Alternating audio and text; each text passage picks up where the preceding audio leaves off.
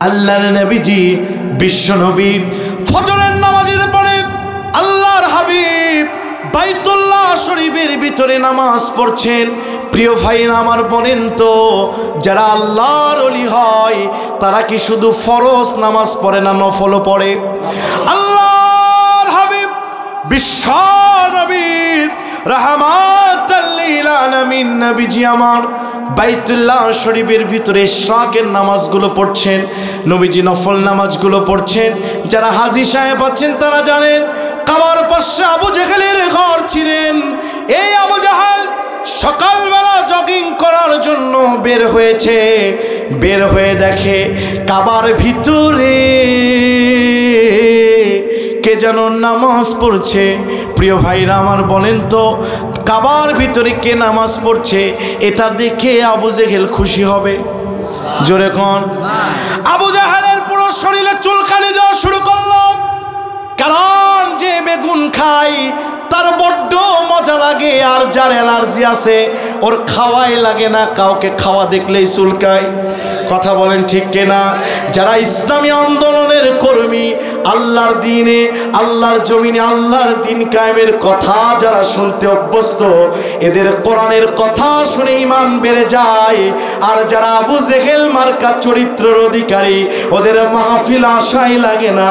চার দোকানে থেকে বক্তা ওয়াজ করলে, বক্তা যদি ইনিল হুকমু ইল্লা লিল্লাহ, জমিন যার আইন চলবে তার, এই ওয়াজ যদি বক্তা করে কিছু মানুষের ওয়াজ শোনাই লাগে না। চার দোকানে সমালোচনার ঝড় তুলে এ আর আবু জেহেল খাপে খাপ। কথা বলেন ঠিক কিনা?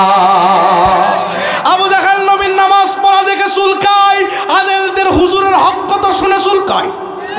আরো আস্তে সম্মানিত ভাইরা আমার, আবু জাহেল এক নয় দুই নয় 10 জন যুবকদেরকে ভাড়া করেছে। প্রিয় ভাইরা আমার, বলেন তো যুবকেরা যেদিকে যাবে সমাজ সেদিকে যেতে বাধ্য কিনা? জোরে বলেন। 24-এর আন্দোলনে চতুর্দিকে আমার দেশের আবু সাইদ মুগ্ধ কোনো সমাজ পরিবর্তন করে দিয়েছে। যুবকেরা যেদিকে যাবে সেই দিকে সমাজ যেতে বাধ্য। আজকে যুবক দিয়ে মাহফিল ভরে গেছে, এই সমাজ যুবকদের হাত দিয়ে ঠিক হওয়া বাধ্য। কথা বলেন ঠিক কিনা? ভাইরা আমার, বাবাজিরা আমার, আবু জাহেল এক নয় দুই নয় 10 জন যুবকদেরকে ভাড়া করেছে। কয়জন? জোরে বলেন কয়জন? প্রিয় ভাইরা আমার, যুবকদেরকে ভাড়া করে আল্লাহর নবীকে শায়েস্তা করার জন্য টেন্ডেন্সি নিয়েছে তৎকালীন লেডি ফেরাউন হাসিনা। কথা কন্ন কেন? লেডি ফেরাউন হাসিনাও যুবকদেরকে ভাড়া করতেন 3টি জিনিস দিয়া। কয়টি? আরো জোরে। নাম্বার 1, হাসিনা যুবকদেরকে ভাড়া করতেন 1 নম্বরে নারী দিয়া, 2 নম্বরে মদ আর ইয়াবা গাঁজা দিয়া, 3 নম্বরে যুবকদেরকে ভাড়া করতেন টাকা দিয়া। আবু জাহেল যুবকদেরকে বলেন, হ্যাঁ যুবকেরা, কি চাস তাই দিব। নারী যদি চাস নারীর অভাব হবে না, টাকা যদি চাস টাকার অভাব হবে না, মদ যদি চাস দিয়ে দিব। মোহাম্মদ নামাজ পড়ছে, মোহাম্মদকে বাধা দিতে হবে। তৎকালীন কুরাইশরা উট জবাই করে উটের পচা নারী বুড়ি পাশে রেখে দিতেন। 1 নয় 2 নয় 10 জন যুবকদেরকে ভাড়া করে নিয়ে উটের নারী বুড়ি আমার নবীজির মাথার উপর উঠায় দিয়েছে। আল্লাহর নবী বিশ্ব নবী আমার এমন অবস্থা হয়েছে, একটা কবুতর জবাই করে ছেড়ে দিলে যেমন লাফাইতে থাকে, আমার নবীজির পুরো শরীর ওই রকম লাফাইতে শুরু করেছে। নবীজি মাথা উঠাই নাই, কারণ ইন্না সলাতি ওয়া নুসুকি ওয়া মাহইয়ায়া ওয়া মামাতি লিল্লাহি রাব্বিল আলামিন। নামাজ নামাজ রোজাকার জন্য। নবীজি আমার মাথা উঁচু করে নাই। আর তাওহীদবাদী মুসলমান, আমাদের উপর এত নির্যাতন করা হয়েছে 16টি বছর। কথার সাথে তাল মিলাতে হবে। 16টি বছর এত নির্যাতন করা হয়েছে, আমরা মুসলমান ওদের নির্যাতনে মাথা উঁচু করি না। আল্লাহর কোরআন বলছেন, ইন্নী ওয়াজ্জাহতু ওয়াজহিয়া লিল্লাযী ফাতারাস সামাওয়াতি ওয়াল আরদা হানিফাও ওয়া মা আনা মিনাল মুশরিকিন।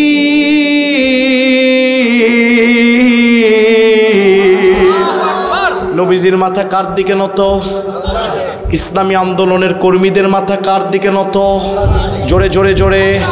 নবীজির নারী দিয়া, গাড়ি দিয়া, বাড়ি দিয়া আল্লাহর নবীজির মাথা ওদের দিকে ফিরাতে পারে নাই। ইসলামী আন্দোলনের কর্মীদেরকে ফাঁসি দিয়া, জেল দিয়া, জরিমানা দিয়া আল্লাহর দিন থেকে ফিরাতে পারে নাই। আল্লাহর হাবিব বিশ্বনবী রাহমাতাল লিল আলামিন নবীজি মাথা তুলেন নাই। নবীজির মাথার উপরে ওনার দিয়েছিল উটের পচা নাড়ি বুড়ি। আর আমাদের লেডি ফেরাউন হাসিনা ইসলামী আন্দোলনের কর্মীদের ওপর দিয়েছিল গায়েবী মামলার ঝুড়ি। আরো আস্তে, আরো আস্তে। হালি যেতে দেন আজকে ইনশা ওরা দিয়েছিল উটের নাড়ি বুড়ি।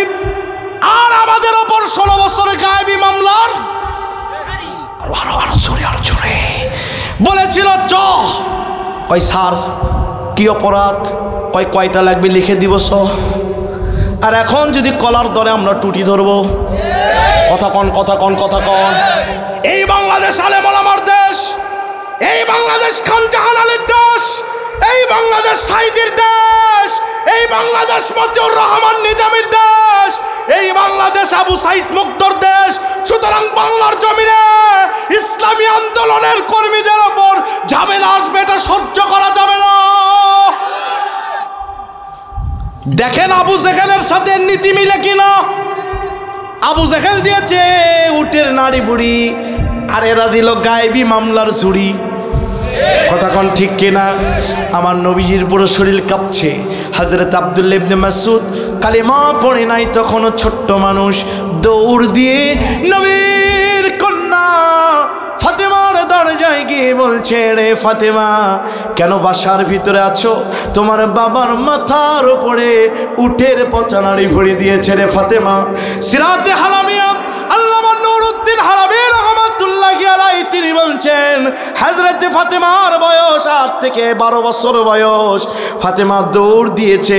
বলেন তো মুসলমান, মেয়েদের বাবার প্রতি ভালোবাসা কম না বেশি? রাত্রিবেলা যখন বাড়িতে যাবেন, যদি নাবালিকা কন্যা থাকে, আমার ভাইরা যদি জাগ্রত অবস্থায় থাকে, বাবার আওয়াজ শুনে মার কোল থেকে দৌড়ে এসে বাবার কোলে আসে, ঠিক না? এই ফাতেমা দৌড় দিয়েছেন। হযরতে ফাতেমা দৌড় দিয়ে নবীজির মাথার উপরে উটের পচা নাড়ি বুড়ি দেখে ফাতেমা বাকরুদ্ধ হয়ে হাউমাউ করে কাঁদছে। আব্দুল্লাহ ইবনে মাসউদ বলছে, ফাতেমা দেরি করো না, বাবার পিঠ থেকে উটের নাড়ি বুড়ি সরায় দাও। চতুর্দিকে ইসলামী আন্দোলন করার কারণে চাচা ভুলে গেছে, ভাই ভুলে গেছে, বাড়ির লোকও আমাদেরকে অনেক সময় অবিশ্বাস করেছে। কথা বলে আমরা মুসলমান, আমাদের ওপর গায়েবী মামলার অবস্থা দেওয়া হয়েছিল। আমাদের সাথী সঙ্গী আমরা খুঁজে পাই নাই। নবীজির কন্যা কোনো সাথী সঙ্গী না পেয়ে দুটি কচি কচি হাত হযরত বিশ্ব নবীর উটের পচা নাড়ি ভুড়িতে দিয়েছে। হযরতে ফাতেমা কচি হাত যখন দিলেন, ফাতেমার হাত দিয়ে নাড়ি বুড়ি সরা সম্ভব নয়। আমার ভাইরা খেয়াল করবেন, গভীর মনোযোগ দিবেন। হযরতে ফাতেমা দুটি হাত যখন দিয়েছেন, জিবরিল ডাক দিয়ে বলছেন, ইয়া রাসূল, কাবার মালিক আমরা তো নবী হারা হয়ে যাব, নবী তো দুনিয়া থেকে চলে যাবে। বলেন তো মুসলমান, নবীজি কি শুধু মানুষের নবী না ফেরেশতারও? জোরে বলেন। আল্লাহ রাব্বুল আলামিন নিজেই বলেন, ওয়ামা আরসালনাকা ইল্লা রাহমাতাল লিল আলামিন। And verily you are most exceptional Moraz. This is the big blessing and this is the big mercy and bounties from your Lord. সেই নবীজি শুধু আমাদের নবী নয়, তাফসিরে কাশরাফ বলছে পৃথিবীতে ৮০,০০০ জগৎ আছে, ৮০,০০০-এর উপরে জগৎ আছে। প্রত্যেকটি জগতের জন্য কাবার মালিক আল্লাহ মালিক, আর আমার নবীজি প্রত্যেকটি জগতের জন্য রাহমাতাল লিল আলামিন। জিবরিল ডাক দিয়ে বলছেন, আল্লাহ গো, নবী তো দুনিয়া থেকে চলে যাবে, আল্লাহ নবীজির মাথার উপরে উটের পচা নাড়ি ফুড়ি। আল্লাহ পাক ডাক দিয়ে বললেন, জিবরিল কেন কাঁদিস? দুনিয়ার মানুষ এক চক্রান্ত করবে, আমি আল্লাহ উত্তম কৌশল করব। ওয়ামা কারু ওয়ামা কারাল্লাহ আল্লাহু খায়রুল মাকিরিন। কৌশলকারীকে 4 আগস্ট পুরো ঢাকাতে সেনাবাহিনী, ঢাকাতে পুলিশ দিয়ে বাহিনীগুলো বুক করেছে। লেডি ফেরাউন হাসিনা মরবে না, কথা কন, ক্ষমতা ছাড়ার ইচ্ছা নাই। 4 আগস্ট পুরো ঢাকা ব্লক করেছে। সকালবেলা খাসির রোস্ট, মুরগির গোস্ত, পোলাও রান্না করেছে, মানে মরণের খাওয়ার বিগের মরেনি। কথা কন, কথা কন, কথা কন। আল্লাহ বলছে, ও হাসিনা মুগ্ধ মরে, ও হাসিনা আবু সাইদ মরে, তুই কেমনে পোলাও রান্না করিস? 6 আগস্ট সকালবেলা আমি গাড়ি নিয়ে গিয়েছিলাম আবু সাইদের কবরে। সর্বপ্রথম বিজয়ের পরে আমি গিয়েছিলাম কবরে। আমার সাথে 200 মানুষ হাত তুলে দোয়া করেছিলেন। আবু সাইদের বাবা আমাকে চেপে ধরেছে। আমি বললাম, চাচা যান, আপনার সন্তানের রক্ত আজকে সার্থক হয়েছে। বলছে, আমার ভালো লাগছে, সন্তানের রক্ত সার্থক হয়েছে, কিন্তু বাবা কেন জানি আজকে আমার আবু সাইদের কথা বড় মনে পড়ে। আবু সাইদ ঘরটা তৈরি করেছে থাকার জন্য, আজকে ঘর আসে ঠিকই, আমার আবু সাইদ না। মুগ্ধর মা যখন ডাইনিং টেবিলে গিয়েছে, দেখে চেয়ার আছে, প্লেট আছে, কিন্তু মুগ্ধ নাই। মুগ্ধর মা যখন বিছানায় গিয়েছে, দেখে আমার সন্তান আর নাই। এরা তাহাজ্জুদে কেঁদেছে। বলেন, চোখের পানি যিনি দেখেন তিনি কে? জোরে বলেন কে? আল্লাহ বলছে, তোরা চেয়েছিলিস পদত্যাগ, আমি আল্লাহ এগুলো ভুলি নাই, আমি ওকে করে দিয়েছি দেশটা। আল্লাহ বলছে, স্বর্ণ বাঙালি, আমি ওগুলো ভুলি নাই। সারা রাত আমি নিজেও 4 আগস্ট সারা রাত কেঁদেছি, নিজেও রাবার বুলেট খেয়েছি একাধিকবার। আমার ভাইরা, ওই সারা রাত মানুষ যখন কেঁদেছে, আল্লাহ বলছে, হাসিনা তোর জ্বালায় তো আর নিজের লোক, পৃথিবীর লোক বাঁচে না। কথা কন না কেন? সূরা 14 নম্বর সূরা, সূরার নাম জাতির পিতা ইব্রাহিম। জাতির পিতার নাম কি? আরো জোরে। জাতির পিতা ইব্রাহিম, বাকি সব কোরআন দিন। আরো জোরে। মিল্লাতা আবিকুম ইব্রাহিম হুয়া সাম্মাকুমুল মুসলিমিন। জাতির পিতাকে আল্লাহ বলছে, সূরা ইব্রাহিম 27 নম্বর আয়াতে বলছে, ওয়ায়ুদিল্লুল্লাহু যালিমিন, আমি জালেমদেরকে পতন এমন ভাবে ঘটায় দিব। আমি কোরআনের 36টা আয়াত দিয়া মুমিনদের 11টি পুরস্কার বানাইছি, ওটা অন্য সাবজেক্ট। তার ভিতরে আল্লাহ বলছে, আমি জালেমদেরকে এমন ভাবে পতন ঘটায় দিব, ওরা বুঝতে পারবে না হলোটা কি। সকালবেলা, সকাল 9টার পরে মাথা ঘুরে গেছে, হাসিনার কথা কন ওয়াকারুজ্জামান নিজের লোক এসে বলে আর থাকা যাবে। ফোন দিয়েছে সন্তানকে, বলে মা চলে আসেন। বলছে একটু সারিনি, কয় সময় নাই, কয় সাংবাদিককে একটু ডাকো শেষ বক্তব্য দি। কয় সাংবাদিক পালাইছে, কয় নিজের একটু বডিগার্ডগুলোকে ডাকো, এদেরকে একটু দিয়ে আমাকে প্রোটেক্ট করতে বলো। কয় বডিগার্ড কাপড় খুলে জনগণের মধ্যে ঢুকেছে। কয় বাবার কবর শেষবার একটু জিয়ারত করতে দাও। কয় এটা করবেন না, ওখানে শুয়ে পড়তে হবে। 3.5 ঘন্টা হেলিকপ্টারে উড়ে আকাশে উড়েছে, নামার মতো কোনো জায়গা পাই নাই। 13 বছর আগে আমাদের চট্টগ্রামে আল্লামা সাঈদী বলেছিল মামু বাড়ি দিল্লি যে পড়বি, দিল্লিতেই পড়েছে। আল্লাহর ওলি আল্লামা সাঈদী যে আল্লাহর ওলি, কত প্রমাণ নিবেন? আমার সাথে বলছেন আমি কোরআনের আয়াত দিয়ে প্রমাণ দিব। শুধু একটা বলি, উনি যে আল্লাহর ওলি, ওনার সব কথা 13 বছর পর সত্য হচ্ছে। আল্লামা সাঈদী বলেছিলেন পুলিশ এখন বিএনপি আর জামাতকে খুঁজে, একদিন সময় আসবে পুলিশ আওয়ামী লীগকে খুঁজবে। বাংলাদেশের আইনমন্ত্রীর নাম কি? আনিসুল হক। জোরে কোন? আনিসুল হক। বলবেন হুজুর নাম নিয়ে বলছেন কেন? নাম নিয়ে বলা ফরজ। হুজুর ফরজ না? তাব্বাতিয়া দাবিলা হাবিউ ওয়াতাব, ইসলামের বিরুদ্ধে যারা কর্মসূচি দিবে ওদের নাম নিয়ে বলা ফরজ। আনিসুল হককে যখন ধরলো, কয় আমি একা যাব না, কাতার পূরণ করব। কয় কাতার পূরণ করবেন, কাকে নিবেন? কয় নৌকায় একজন। কয় কে? কয় দরবেশ। কয় দরবেশের না দাড়ি ছিল? কয় ওটা ভণ্ড দরবেশ। সময়ের উপর যায়। দরবেশকে যখন ধরেছে, দেখা গেল দরবেশ যে নৌকার দল করেছে ওই নৌকাতেই ধরা পড়েছে। বাংলাদেশে একজন বিচার মন্ত্রী ছিলেন, নাম হচ্ছে কি? সাইফুদ্দিন কালা। জোরে কালা। শুধু টকশোতে বলতো ফাঁসি চাই, ফাঁসি চাই, সাঈদীর ফাঁসি চাই। এ টকশোতে মহিলাদের সাথে ঝগড়া করত। এ যে ঝগড়া করতো, কেমনে বিচারপতি হলো? মুসি হওয়ারও যোগ্যতা রাখে না। একে পুলিশ শুধু খোঁজা শুরু করলো। এই সাইফুদ্দিন মানিককে যখন খুঁজলো, দেখা গেল কালা মানিক 15,000 টাকা দিয়ে নৌকা ভাড়া করেছে। কয় হাজার? বাংলাদেশের নৌকালা চালাক, টাকা নিছিস ঠিকই, কিন্তু মালকার নৌকে উঠেনি। ভাই যে নৌকা থেকে নামছি ওই নৌকায় আবার উঠাবো নাকি তোক? কালামানিক কলা পাতার ওপর শুয়ে আছে। জনগণ কালামানিককে খুঁজলো। সাঈদী হুজুর বলেছিল আওয়ামী লীগকে খুঁজবে পুলিশ। খুঁজতেছে, খোঁজার পরে ডাক্তারের কাছে গেল। ডাক্তার বলছে মানিক আছে ঠিকই, মানিকের একটা আন্ডা ঠিক না।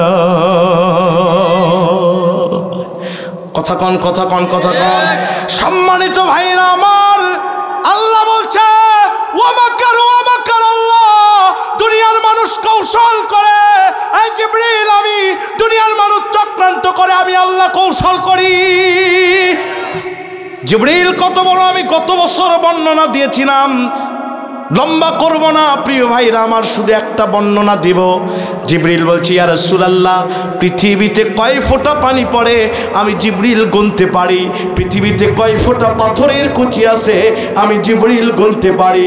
ইয়া রাসূলুল্লাহ, আকাশে কয় ফোঁটা কয়টা তারা আছে আমি গুনতে পারি। বর্তমান বিজ্ঞানীরা বলছেন পৃথিবীতে 800 কোটি মানুষ, অবিরাম আকাশের তারা যদি গোনা শুরু করে 800 কোটি মানুষের তারা গুনতে সময় লাগবে মাত্র 200 কোটি বছর। সুবহানাল্লাহ। পকেটে নিয়ে বাড়ির যে বলেন, বুখারীর হাদিস, মা আয়েশা কিনে নবীজি রাত্রেবেলা দৌড়াচ্ছে, বলছে আয়েশা রে আকাশের তারা গুনতে পারবি নাকি বল। আয়েশা বলছে না না। নবীজি বলছে আয়েশা, আকাশের তারার চেয়েও আমার ওমরের আমলনামা বেশি ভারী। হযরতে জিবরিল বলছে ইয়া রাসূলুল্লাহ, আকাশের পানি আমি গুনতে পারি, দুনিয়ার পাথরের কুচি গুনতে পারি, আকাশের তারাও গুনতে পারি। আমি সাদিদুল কোয়া, গ্রেট মেসেঞ্জার রুহুল আমিন জিবরিল।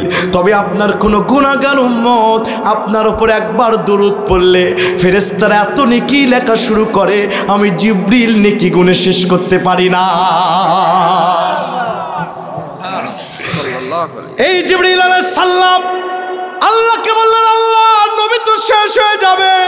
আল্লাহ বললেন, জিবরিল দেরি করিস না, দুনিয়া সৃষ্টির 50,000 বছর পূর্বে বাইতুল ইজ্জা নামক জায়গার কলম দিয়া 41 নম্বর সূরা হামিম সেজদার 30 নম্বর আয়াত আমি লিখে লাউহে মাহফুজে সংরক্ষণ করে রেখেছিলাম। জিবরিল দেরি করিস না, এই মুহূর্তে 30 নম্বর আয়াত নিয়ে যে আমার নবীজির উপর নাজিল করে দে।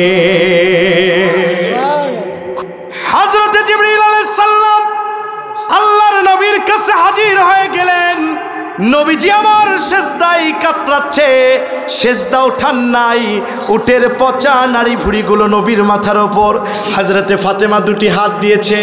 আল্লাহ বলছে, জিবরিল দেরি করিস না, আল্লাহু ওয়ালিয়ুল্লাযীনা আমানু ইউখরিজুহুম মিনাল যুলুমাতি ইলান নূর।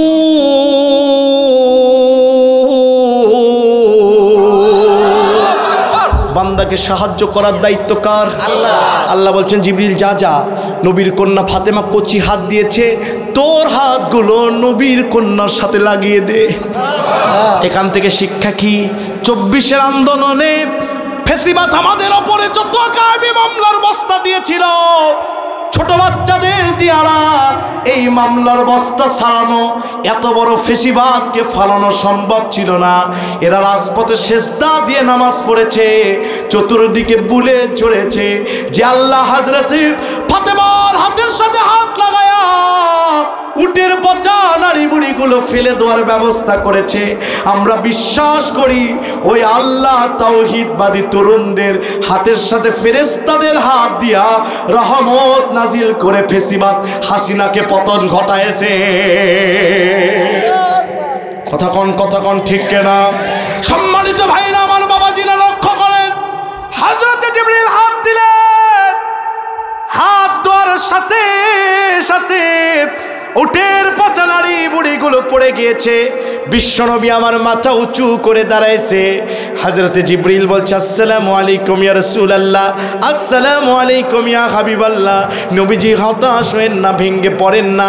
ইসলামী আন্দোলন করার কারণে আপনার কর্মীদেরকে আবু জেহেলরা বলেছে, তোরা মোহাম্মদের কর্মী, মোহাম্মদ যদি সত্যি ইসলামী দল করে মোহাম্মদের ওপর এত হামলা আসবে কেন, মামলা আসবে কেন?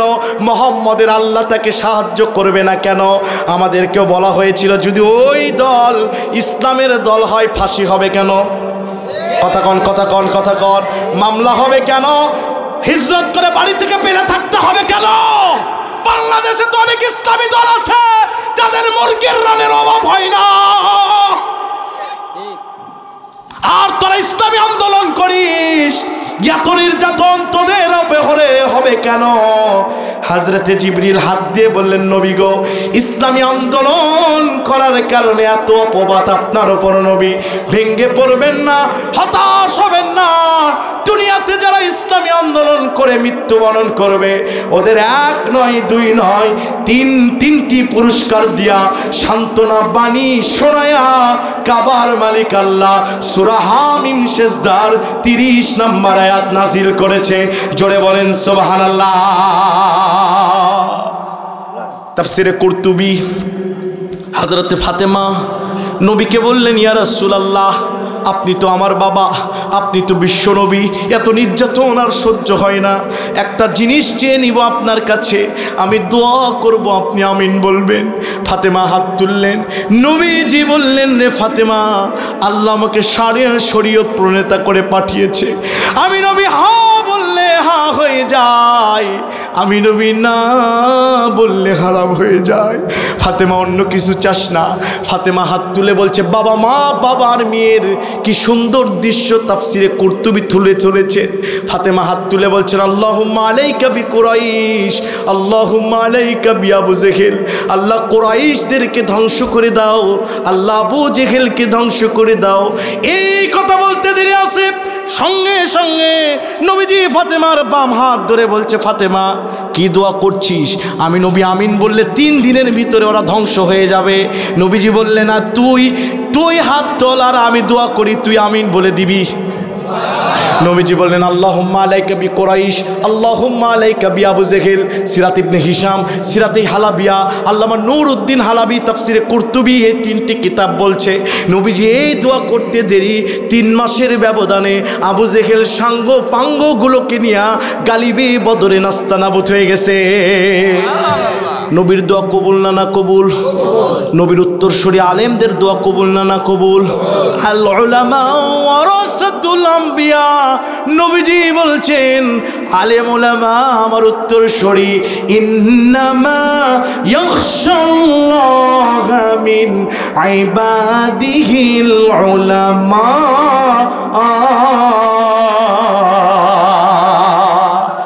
আলেম ওলামা বিশ্ব নবীর উত্তরসূরি। কোরআনে 7টা আয়াত আছে আলেমের পক্ষে। আমি লম্বা করব না আমার ভাইরা। সঙ্গে সঙ্গে নবীর দোয়া কবুল। বাংলাদেশে নবীর উত্তরসূরি সাইদির সব দোয়া কবুল। খালি মিলিয়ে নেবেন। কোরআন একটি আয়না, আয়নার সামনে আপনি যখন দাঁড়াবেন মুখের কথাই ক্ষত বিক্ষত আয়না বলে দিবে। কোরআনের সামনে সমাজকে দাঁড়িয়ে দিবেন, কে কাফের, কে মুনাফিক, কে তেলতেলা গোয়েন্দার, কোরআন সব বলে দিবে। কথা কন না কেন? কথা কন না কেন? এই বাংলাদেশে তো কম নির্যাতন করা হয় নাই। কি যাদের জালেম হলে পরে ফেরাউন মুসা নবীর জন্ম রোধ করার জন্য চতুর্দিকে বাচ্চা হত্যার হুলিয়া জারি করতে পারে?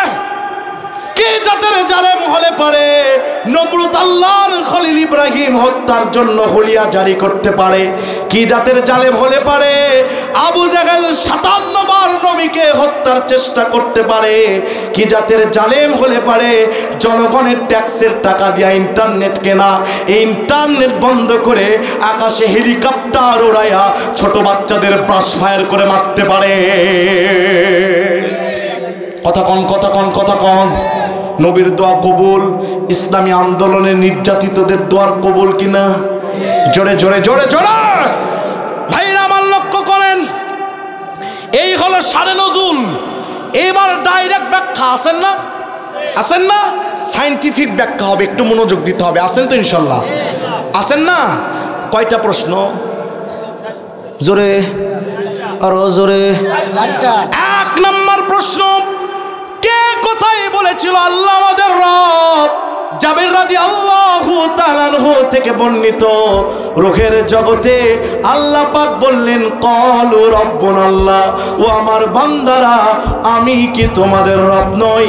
এই কথা বলতে দেরি আছে, আকাশের সূর্যের চেয়ে প্রজ্বলিত একটি রূহ ডাক দিয়ে বলেছিলেন ক্বালু রাব্বুনাল্লাহ। উনি আর কেউ নয়, আল্লাহর হাবিব বিশ্বনবী মুহাম্মদুর রাসূলুল্লাহ। শিক্ষিত মানুষ আপনারা আছেন না? জোরে বলেন। 1টা মিনিট লড়াচড়া করবেন না, রব বুঝাবো। কি বুঝাবো? জোরে বলেন। তাফসিরে জালালাইন শরীফ রব শব্দের অর্থ এসেছে 47টি। তাফসিরে বাইজাবি রব শব্দের অর্থ এসেছে 49টি। তাফসিরে কুরতুবি রব শব্দের অর্থ এসেছে 81টি। তাফসিরে ইবনে কাসির রব শব্দের অর্থ এসেছে 89টি। তাফসিরে জাহির রব শব্দের অর্থ এসেছে 300টি। মাদারিজুন নবুয়া এই কিতাবের ভিতর রব শব্দের অর্থ এসেছে 5000। বিশ্বনবীর নামের অর্থ এসেছে 4000। আল্লাহু আকবার। আছেন না? তাফসিরে খাজেন, তাফসিরে মুনির বলছে রবের মৌলিকত্ব 4টি। জোরে বলেন কয়টি? আরো জোরে, জোরসে বলেন। 1 নাম্বার, রব মানে সৃষ্টিকর্তা। ইকরা বিসমি রব্বিকাল্লাযী খলাক, আমাদের সৃষ্টি করেছেন কে? আল্লাহ। চলেন, জাপানের চিকিৎসা বিজ্ঞানী, সায়েন্টিফিক বিজ্ঞানীরা বলছে আল্লাহ যে বলেছে ওমা, আল্লাহ পাক বলছেন লাকাদ খলাকনাল ইনসানা ফি আহসানি তাকওয়িম, আমি মানুষকে সুন্দর করে তৈরি করেছি। কি কি দিয়ে আল্লাহ তৈরি করেছে হিউম্যান বডির ভিতরে একটু যাচাই করার দরকার আছে না নাই? জোরে বলেন আছে না নাই? জাপানের চিকিৎসা বিজ্ঞানীরা বলেন আল্লাহ রাব্বুল আলামিন মানুষের মাথার ভিতরে 1 নয় 2 নয় 1 থেকে 1.25 কেজি ওজনের একটা মগজ দিয়েছেন। আমার ভাইরা, বিজ্ঞানীরা বলেন মগজের ভিতরে চর্বি থাকে। পৃথিবীর সব মাখলুকাতের মাথার মগজের চর্বি আমরা গবেষণা করে দেখেছি, একটা চর্বির ভিতরে রক নাই। কিন্তু মানুষের 1 থেকে 1.25 কেজি ওজনের মাথার চর্বিগুলো গবেষণা করে দেখেছি, প্রত্যেকটি চর্বির ভিতরে চুলের চেয়েও চিকন চিকন রক আল্লাহ দিয়েছে। বিজ্ঞানীরা বলেন মানুষের মাথার চর্বিগুলো টেনে টেনে টেনে যদি লম্বা করা হয়, গোটা পৃথিবীকে 3 বার মোড়ানো যাবে, এমন তার আল্লাহ একজন মানুষের মাথায় দিয়েছে। বিজ্ঞানীরা বলেন মানুষের মাথার নিচে আছে চোখ। 2002 সাল ইনকিলাব পত্রিকায় এসেছিলেন জাপানের বিজ্ঞানীরা, একটা চোখ যত দূর দেখতে পারে এত দূর দেখার জন্য টর্চ লাইট তৈরি করেছে। দিন শেষে টর্চ লাইটের বিল আসে 900 টাকা। কয় টাকা? 2 চোখের জন্য 1800, মাস গেলে 54,000, বছর গেলে 6,48,000। ও যুবক, চোখ দিয়ে পরনারীর দেহগুলো দেখছো, ল্যাংটা নারীর গানগুলো শুনছো, তোমার চোখের বিল যদি কাবার মালিক আল্লাহ নিত, তুমি বড় লোক হতে পারতে না। কথা বলেন ঠিক কিনা? বিজ্ঞানীরা বলেন দুনিয়ার তাওহীদবাদী মুসলমানরা কোন রবের দল করবেন না, কোন রবের আন্দোলন করবেন না। একটা চোখের ভিতরে আল্লাহ 2 কোটি লেন্স দিয়েছেন। বিজ্ঞানীরা বলেন চোখের নিচে আছে নাক, নাকের ওপরে 1/2 ইঞ্চি ওপরে আল্লাহ রাব্বুল আলামিন একটা স্বাদ যন্ত্র, গন্ধ যন্ত্র দিয়েছেন।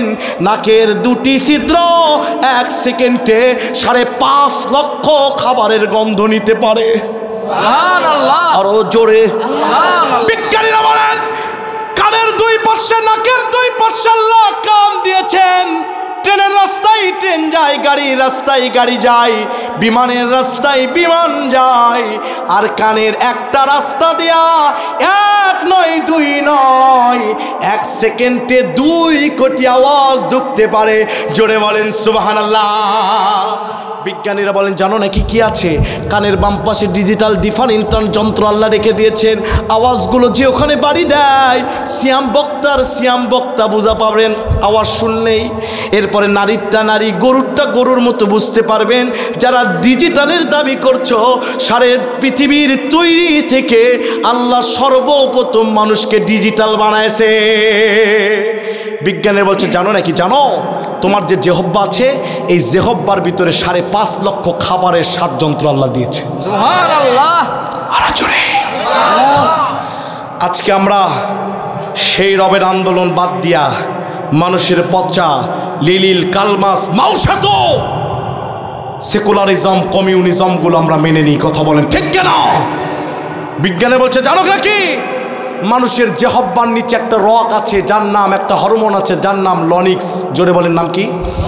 এই লনিক্স প্রত্যেক সেকেন্ডে 200 বার নড়াচড়া করে। বিজ্ঞানী বলছে আমরা গবেষণা করে দেখেছি, এই হরমোন যদি কোনো সেকেন্ডে 199 বার নড়ে, এ মানুষ সঙ্গে সঙ্গে বোবা হয়ে যাবে। ও যুবক, তুমি কত বছর গেল নামাজ পড়ো না, আল্লাহর দল করো না, আর তোমার আল্লাহ তোমাকে 1 সেকেন্ডের জন্য ভুলে না।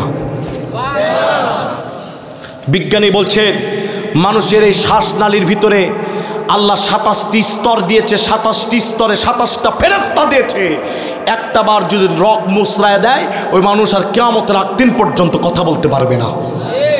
মানুষের যে হিউম্যান বডি 97,000 বর্গমাইল আল্লাহ তার দিয়ে 70 বার 80 বার 79 বার করে প্রত্যেকটি জায়গায় সেকেন্ডে রক্ত পৌঁছাচ্ছে। বিজ্ঞানী বলেন, রসুল বলেছেন আলা ওয়াইন্না ফিল জাসাদি মুদগাতান ইদা সলুহাত সলুহাল জাসাদু কুল্লু ওয়া ইদা ফাসাদাত ফাসাদাল জাসাদু কুল্লু আলা ওয়াহিয়াল কল। মানুষের দেহে 1 টুকরা গোস্তের টুকরা আছে, যেটা ভালো হলে পুরো দেহ ভালো হয়, যেটা খারাপ হলে পুরো দেহ ভালো হয়, যার নাম কল। বিজ্ঞানীরা বলছে 11,500 বর্গমাইল আল্লাহ রগ দিয়েছেন। প্রত্যেক রগে 20, 30, 80 বার করে রক্ত চলায়। আল্লাহ কোনো সেকেন্ডে যদি কোনো রগে রক্ত না পৌঁছায়, ও মানুষ সঙ্গে সঙ্গে স্ট্রোক করে। আজকে নারীদের পর্দা করতে বললে পর্দা করে না, যুবকদেরকে আল্লাহর দল করতে বললে করে না।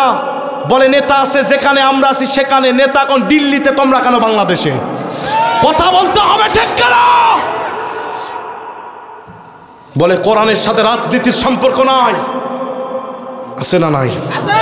কথা না বললে উল্টা দিকে চালাবো, জোরে বলেন আছে না নাই?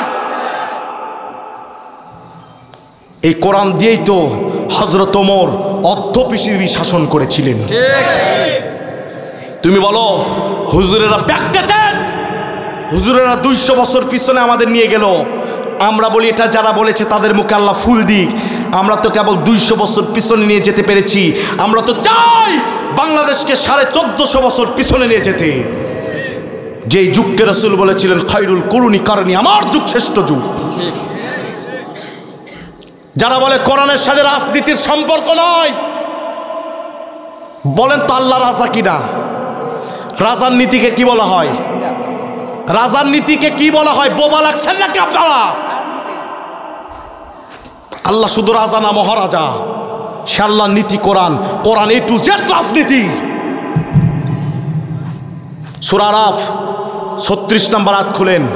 আল্লাহ বলছে যে দলের কর্মী, যে দলের সাপোর্টার, যে দলের নেতা বলে কোরআনের সাথে রাজনীতির সম্পর্ক নাই, আমি আল্লাহ বলছি তারা জাহান্নামী, খালিদিনা ফিহা, চিরকাল জাহান্নামে থাকবে। 37 নম্বর আয়াত আল্লাহ বলছে নবী গো, ও যদি বড় দলের বড় নেতা হয়, আমি আল্লাহ বলছি পৃথিবীর সবচেয়ে বড় জালেম সে। কোরআন কোরআন খোলেন। আল্লাহ হাই অ্যান্টিবায়োটিক 176 নম্বর আয়াতে বলছে ওয়ালাকিন্না আখলাদা ফিল আরদ, একদল গেছে, বুঝেন না? না না, আমি কিছু না, আমি একটা উদাহরণ দিই। এটা ধরেন টাকা, এই পাশে বঙ্গবন্ধুর ছবি, এই পাশে বঙ্গবন্ধুর ছবি নাই। আল আখিরু তাখফিহিল ইশারা, দুটোই কিন্তু টাকা, বুঝেন নাই? সম্মানিত ভাইরা আমার, আল্লাহ 176 নম্বর আয়াতে বলছেন ওয়ালাকিন্না আখলাদা ফিল আরদ, যারা জমিনে নিজেদের রাজ কায়েম করতে চায়, জমিন ক্ষমতা ক্ষমতা বলে, ওয়াত্তাবাহু হাওয়া, নফস বলছে নামাজে ইসলাম, রোজা ইসলাম, সংসদ ইসলাম নাই। কথা না বললে উল্টা দিকে চালাবো, জোরে বলেন ঠিক কিনা? আল্লাহ বলছে কালবুন, ওরা কুত্তা। ফতুয়াকার আল্লাহ, ফতুয়াকার আল্লাহ বলছে নাও তাতরুকুহু ইয়ালহাস, নবী গো কুত্তার ওপর বোঝা না দিতে ওই একটু দৌড়ালে হাফসায়। ইসলামী আন্দোলনের কর্মীরা জমিন যার আইন চলবে তার এই কথা শুনলেই কিছু দলের নেতাদের ওরা হাফসে যায়। হুজুর ওয়াজ করলে কই হুজুর এটা কোন হুজুর আসলো রে, রাজাকার। আল্লাহ বলছেন সূরা কলম 51 নম্বর আয়াত, ওয়ালাকিন আল্লাহ পাক বলছেন ওয়া ইয়াকাদুল্লাযিনা কাফারু লিইউযলিকুনাকা বিআবসারিহিম লাম্মা সামিউ যিক ওয়া ইয়াকুলুনা ইন্নাহু লামাজুন। নবী গো, কোরআন বলতে গিয়ে কেউ যদি বলে আমার দলে সাটাচ্ছে, কথা কন না কেন? আমি কি কোনো দলকে সাটাচ্ছি না? আল্লাহর কোরআন বলতেছি। আল্লাহ বলছে নবী গো, যারা চোখ বড় করে আর বলে এই হুজুরকে নামাজ ছিঁড়ে ফেলে দে, আল্লাহ বলছে এরা ডাইরেক্ট কাফের। ফতুয়াকার খোলেন সূরা কলম, আল্লাহ 89 নম্বর আয়াত, 10 নম্বর সূরা ইউনুস 89 নম্বর আয়াত, আল্লাহ বলছে কোনো মূর্খ মানুষের দল করো না, ঘাটা নিও না, সাপোর্ট দিও না, রাস্তা দিয়ে চলো না। ডক্টর মোহাম্মদ শহীদুল্লাহ বলেছে যে সব যেন রাজনীতি জানলো কিন্তু কোরআন জানলো না, সে মূর্খ। আরেকটু বাড়িয়ে বলেছে সে গণ্ড মূর্খ।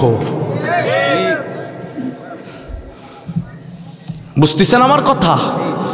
আল্লাহ আপনাকে এত কিছু দিয়ে তৈরি করলো, আর আপনি রাজনীতি করেন কার? কার কলম দেখান, কার কলম দেখান আপনি? আমার ভাই আছে, আমার নেতা আছে, মরে দেখেন বাতাম একটাও মাটিতে পড়বে না। রবের 2 নম্বর অর্থ 20 নম্বর সূরা তোহা 120 নম্বর আয়াত, ওমান আ'রাদা আন যিকরি ফাইন্না লাহু মাঈশাতান দানকা ওয়া নাহশুরুহু ইয়াওমাল কিয়ামাতি আ'মা। এই জিকির মানে আল্লাহর আইন। আল্লাহর আইন থেকে যারা মুখ ফিরে নিবে তারা অন্ধ হয়ে কিয়ামতের দিন উঠবে। আল্লাহ পাক বলছেন হুয়াল্লাযী আরসালা রাসূলাহু বিল হুদা ওয়া দীনিল হক লিইয়ুযহিরাহু আলাদ দীনি কুল্লিহি ওয়ালাউ কারিহাল মুশরিকুন ওয়ালাউ কারিহাল কাফিরুন। আমি নবীকে এজন্য প্রেরণ করেছি মানুষ রচিত সেকুলারিজম, কমিউনিজম, লেলিল কালমাস মাউসেদুর আইনকে পদদলিত করে দিয়া দ্বীনে হক কোরআন সংসদে তোলার জন্য নবীকে প্রেরণ করা হয়েছে। আল্লাহ বলছেন ইনিল হুকমু ইল্লা লিল্লাহ, জমিন যার আইন চলবে কার? জোরে বলেন কার? আপনি আল্লাহর আইনের কথা শুনলে মুখ পেঁচা মাছের মতো করেন, মরে দেখেন বাটাম কেমনে পেটায়। কথা বলতে হবে ঠিক কেন? আল্লাহ 3 নম্বর আয়াতে বলছেন, 3 নম্বর রবের অর্থ হচ্ছে রিজিক দাতাকে। আল্লাহ ওয়া মিন দাব্বাতিন ফিল আরদি ইল্লা আলাল্লাহি রিজকুহা, রিজিকের মালিক কে? আপনি রিজিকের জন্য নেতার পিছনে ঘুরে সারাদিন ঘুরে 200 টাকা আরো আসতে বললে কিন্তু ওয়াজ বন্ধ হবে এখানে, কথা বলেন ঠিক কেনা? যুবকদের লল্লি গেল কই? হ্যাঁ, খালি চুমকি চলেছে একাপথে ওইদিকে নাকি? রেজেকের জন্য সুদ খান, রেজেকের জন্য চাঁদাবাজি করেন, রেজেকের জন্য মানুষের শেষ সম্বল মেরে সুইস ব্যাংকে ভর্তি করেন। আল্লাহ বলছে রেজেকের মালিক আমি আল্লাহ, আমি রব। 4 নাম্বার হচ্ছে যুত্তারবিয়া, চাওয়ার আগে যিনি দেয় তিনি কে? আল্লাহ। আপনার একটা সুন্দর বউ লাগবে, আল্লাহর কাছে শুধু চেয়ে দেখেন, শুধু তাহাজ্জুদে চান, আপনাকে দিয়ে দিবেই আল্লাহ। মার গর্বে আপনি আসার আগে আপনার খাবারের ব্যবস্থা আল্লাহ গর্বে করেছে। আল্লাহ বলছে চাওয়ার আগে যার যতটুকু প্রয়োজন ততটুকু চাওয়ার আগে যিনি দেয় তিনি রব। জোরে বলেন সুবহানাল্লাহ। কবরের প্রথম প্রশ্নের নাম কি? দাঁতি লাগছেন আপনারা, তাই না? কবরের প্রথম প্রশ্নের নাম কি? আরো জোরে, আরো জোরে, আরো জোরে। কেন মান গফফার হলো না কেন? মান সাত্তার হলো না কেন? মান রব্বুকা কেন? প্রশ্ন আছে না নাই? নামাজে প্রথমে কি আলহামদুলিল্লাহি, রুকুতে সুবহানা, রুকু থেকে উঠলে রব্বানা, সেজদায় সুবহানা, মোনাজাতে রব্বানা, জলামনা আনফুসানা। মুমিনের পরতে পরতে রব, মুমিন রবকে ভয় করবে, কোনো র‍্যাবকে নয়। কথা বলতে হবে ঠিক কেন? কবরের প্রথম প্রশ্ন রব। কেউ বলছেন হুজুর সন্তানকে বুয়েটে পড়াইছি, ঢাকা বিশ্ববিদ্যালয়ে পড়াইছি, কত ডিকশনারিগুলো মুখস্থ করে করে উত্তর দিচ্ছে 3টি প্রশ্ন, শুধু মুনকার নাকির আসবে আর ঘ্যাট ঘ্যাট করে উত্তর দিয়ে দিবে। এটা কি বিশ্বাস হয় আপনাদের? আপনারা ময়না পাখি কারা দেখেছেন? হাত তুলেন তো। এতগুলো লোক, এই কয়জন ময়না পাখি দেখেছেন? আর আপনারা পাখি দেখেন না। যুবকেরা জানে পাখি মানে কি। কথা কন না কেন? আসেন না আপনারা? যুবকদেরকে নিয়েও কিছু হবে ইনশাআল্লাহ, মহা কিছু হবে ইনশাআল্লাহ। কয় বন্ধু সব পাখি দেখে আসি। কয় পাখি কই? কয় পাখি গাছে থাকে না, এই পাখি পার্কে ফুল বাগানে বসে থাকে। কথা কন, কথা কন, কথা কন। অনেকে পাখি পুষলে ইনকা করে বাঁশি ফুটায় না, আমি তো বাঁশি ফুটাতে পারতেছি না, ওরা ওই রকম বাঁশি ফুটায়। কথা কন ঠিক না? প্রিয় ভাইরা আমার, এই ময়না পাখি আপনারা দেখেছেন। ময়না পাখি মুখস্থ বিদ্যা যারা জানে, ময়না পাখি বলে আসসালামু আলাইকুম হুজুর, কেমন আছেন হুজুর। কিন্তু ময়না পাখির খাঁচায় যখন বিড়াল আক্রমণ করে, ময়না পাখি কি বলে? বিড়াল ভাই সরে যান, আমার জান ভিক্ষা দেন। বলে বলে বলে বলে বলে বলে বরং ময়না শিখানো ভুলে যে ক্যাঁকো করে আসল ভাষায় কথা বলে। ঠিক কেনা বলেন? সুতরাং যারা ময়নার মতো মুখস্থ বিদ্যা নিয়ে কবরে যেয়ে বলছো মুনকার নাকির আসলেই মান রব্বুকা প্রশ্নের উত্তর দিব, 3টা প্রশ্ন পরের কথা। প্রথম প্রশ্ন মান রব্বুকা, আইন করেছো কার, দল করেছো কার, কার আইন প্রতিষ্ঠার চেষ্টা করেছো, কোন রবের দল করেছো? যদি না বলতে পারো, বিড়াল যেমন আক্রমণ করলে শিখালো বুনি ভুলে যে নিজের আসল ভাষায় ক্যাকো করে আওয়াজ করে, কবরে রবের দল না করে যারা যাবে তারা শিখানো বুনি ভুলে যে মুনকার নাকিরের বিমর্ষ চেহারা দেখে আমল অনুযায়ী কথা হবে। কথা বলেন ঠিক কিনা? তাহলে রব আমাদের আল্লাহ, বিশ্বনবীজি আমার রুহের জগতে বলেছিলেন আলাস্তু বিরব্বিকুম। নবীজি প্রথমে বলেছিলেন কাবার মালিক আল্লাহ, আপনি রব। এই রবের দল করার কারণে নবীজির ওপর হামলা আসলো, নবীজির ওপর নির্যাতন আসলো, নবীজির ওপর হামলার স্টিম রোলার আসলো। নবীজি আমার তায়েফের ময়দানে রক্ত দিলেন, উহুদের ময়দানে আল্লাহর নবীজি আমার দান মোবারক শহীদ হয়ে গেল। নবীর সামনে আম্মার ইয়াসিরকে চিরে ফেলা হলো, নবীর সামনে খাব্বাব খুবাইবকে হত্যা করা হলো। আল্লাহর নবীজির সামনে হযরতে বেলালের জহব্বার ভিতরে দিয়া বাবলা কাটা ঢুকে দিয়ে আরেক দিক দিয়ে বের করে দেওয়া হলো। নবীজির সামনে হযরতে সুমাইয়ার লজ্জাস্থান বের করে লজ্জাস্থানের ভিতরে বল্লম ঢুকানো হয়েছে।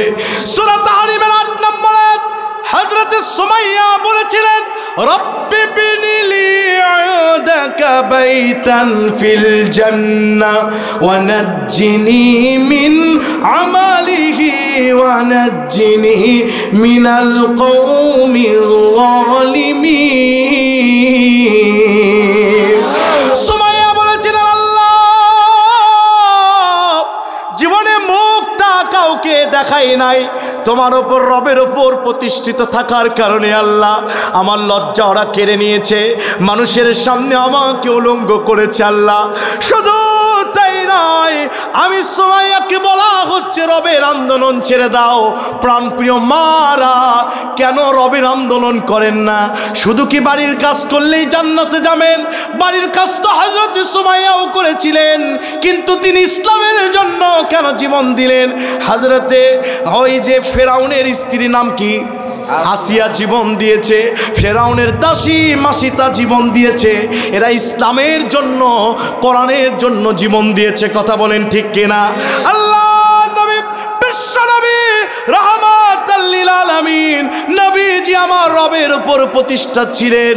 নবীজি রবের উপর যখনই প্রতিষ্ঠিত ছিলেন, আবু জাহেল এসে বলছে, ও মুহাম্মদ ভাতিজা, তোমার দল অর্ধেক মাস চলুক, 6 মাস চলুক, আমার দল 6 মাস চলুক, মোহাম্মদ প্রস্তাবে রাজি কিনা বলো। মোহাম্মদ, যে রবের দাওয়াত দাও, রবের পথ থেকে ফিরে এসে যাও, নারী লাগবে, গাড়ি লাগবে, বাড়ি লাগবে, এমনকি অর্ধ সাম্রাজ্য আমরা তোমাকে দিয়ে দিব, মোহাম্মদ ছেড়ে দাও। আল্লাহর হাবিব বিশ্ব নবী রাহমাতুল লিল আলামিন নবীজি আমার আবু জাহেল, উতবা, সাইবা, মুগিরাকে ডাক দিয়ে বললেন, চাচারা যা দিতে পারবেন তাও যদি দেন, যা দিতে পারবেন না তাও যদি দেন, আকাশের পূর্ণিমার চাঁদ আমি মুহাম্মদুর রাসূলুল্লাহ সাল্লাল্লাহু আলাইহি সাল্লামের হাতে যদি এনে দেন, আমি মুহাম্মদুর রাসূলুল্লাহ ইসলামী আন্দোলন থেকে, রবের দল থেকে এক চুল পিছু হব না। চিৎকার দিয়ে বলেন আল্লাহু আকবার। আল্লাহর নবী আমার পিছু হয় নাই, রবের দল করতে গিয়ে আমার দেশের কামরুজ্জামান, কাদের মোল্লা, মতিউর রহমান নিজামী সহ আমার দেশের আল্লামা দেলোয়ার হোসেন সাইদি হুজুর রবের দল করতে গিয়ে জীবন দিয়েছে, এক চুল পরিমাণ জীবন ভিক্ষা চায় না। কথা বলতে হবে। আল্লামা সাইদি হুজুর বুকে কোরআন নিয়ে নামতেন, আর দুনিয়ার মানুষগুলোকে জানিয়ে দিলেন, ও যুবকেরা, আমি দেলোয়ার হোসেন সাইদি রবের আন্দোলন, রবের দিন প্রতিষ্ঠার জন্য, ইনিল হুকমা ইল্লা লিল্লাহ, সবচেয়ে বড় জিহাদ জালেমের মুখে হক কথাগুলো বলা। জালেমের সাম্রাজ্যে আমি সাইদি হক কথাগুলো বলেছি, প্রতিবাদ করেছি, সংসদেও কোরআন বলেছি, আমাকে ফাঁসির অর্ডার দেওয়া হলো, আমাকে যাবজ্জীবন দেওয়া হলো, আমি সাইদি বুকে কোরআন নিয়ে সিঁড়ি দিয়ে নামছি। ও আমার কোরআনের 50 বছরের শ্রোতারা, এই কোরআন আমি প্রতিষ্ঠা করতে গিয়ে জীবনটা দিয়ে দিলাম। আমার মা আমার জেলখানা থাকতে মারা গেল, আমার সন্তান মারা গেল, আমি সাইদি রাত্রিবেলা তাহাজ্জুদ পড়ব, আমাকে একটা কম্বলের উপর আর কিছুই দেওয়া হয় নাই। করে ওই যে ভেন্টিলেটর দিয়ে বাতাসগুলো এসেছে, তাহাজ্জুদ পড়ে আমি কেঁদেছি। তোমরা কোরআনের 50 বছরের শ্রোতারা, এই কোরআন আমি যেমন বুকে নিয়া মুস্কি হাসি দিয়া বিদায় নিলাম, এই কোরআন প্রতিষ্ঠার জন্য প্রয়োজনে তোমাদেরও জীবন দেওয়া লাগতে পারে, প্রয়োজনে তোমাদের ফাঁসিতে ঝোলা লাগতে পারে, প্রয়োজনে তোমাদের মামলার শিকার হতে পারে। এক সময় ছিল মুমিন ভার্সেস কাফের, এখন মুমিন ভার্সেস মুনাফিক। কথা বলতে হবে। তাওহীদবাদী জনতা ঈমান প্রতিষ্ঠা করতে গিয়ে 54 বছর বঙ্গবন্ধু করেছে শাসন, আইয়ুব দিয়েছে ভাষণ, এরশাদ করেছে খাল, 2 নেত্রী দিয়েছিল নানা তাল। সব দল দেখা শেষ, দেখতে হবে এখন আল কোরআনের বাংলাদেশ। এই কোরআনের বাংলাদেশ গড়তে গিয়া যদি আল্লাহর দ্বীনের সৈনিকদের মতো, সুমাইয়ার মতো, হযরত আম্মার ইয়াসিরের মতো, মতিউর রহমান নিজামী সাইদির মতো জীবন যদি দেওয়া লাগতে পারে, জীবন দিয়ে দিব। রবের হুকুম জমিনেই প্রতিষ্ঠিত করব, এতে জান যাবে মাল যাবে কোনো পরোয়া করব না। জীবনের শেষ রক্ত থাকা পর্যন্ত রবের দ্বীন প্রতিষ্ঠা করতে কারা কারা চান বজ্র কণ্ঠে তাকবীর দিয়ে দুই হাত তুলে তারা দেখা। 2 নম্বর প্রশ্ন, সুম্মাস্তাকামু মা হিয়াল হাকিকাতু আলাল ইস্তিকামাত। ইস্তেকামাত থাকবো রবের ওপর কেমনে? প্রশ্ন আছে না নাই? আরো আসতে বলেন, আরো আসতে। আপনারা কি ঘুমাচ্ছেন না? কষ্ট পাচ্ছেন? ওই যে ওয়াজ করতে গিয়ে শুনেছিলাম এক হুজুর ভারত থেকে এসেছে কোরআনের দাওয়াত দিতে। হুজুর এসে দেখে এলাকায় খুব বেগুনের আবাদ। কিসের আবাদ? হুজুর বেগুন খুব অপছন্দ করে। হুজুর ওয়াজ করতে করতে বলতেছে, বাবারা ফেকা কিতাব বলে 40 পৃষ্ঠার তলে বেগুন যারা খায় তারা জাহান্নামে জ্বলে। কই জ্বলে? হুজুর বেগুন অপছন্দ করে। ওয়াজের পরে হুজুরের লাগছে ক্ষুধা, বলছে বাবা সলিমউদ্দিন একটু ভাত দাও। গরম ভাত এসেছে, তরকারি আসে না। হুজুর বলতেছে তরকারি কি নাই? বলতেছে হুজুর একটু দিরান, ডিম ভাজি আসতেছে। বুঝতেছেন তো? হুজুর বলে ওই আন্ডা তো আমার দেশেও পাওয়া যায়, পাগল কি আছে তরকারিতে? বলছে হুজুর ক্ষমা চাই হুজুর, কান দুটো ধরছি হুজুর, না জেনে গুনাহ করলে আল্লাহ নাকি মাফ করে হুজুর। আমরা বেগুন এত পছন্দ করি, পদ্মা নদীর ইলিশ, গরুর গোস্ত, খাসির গোস্ত সব বেগুন দিয়ে রান্না করেছি।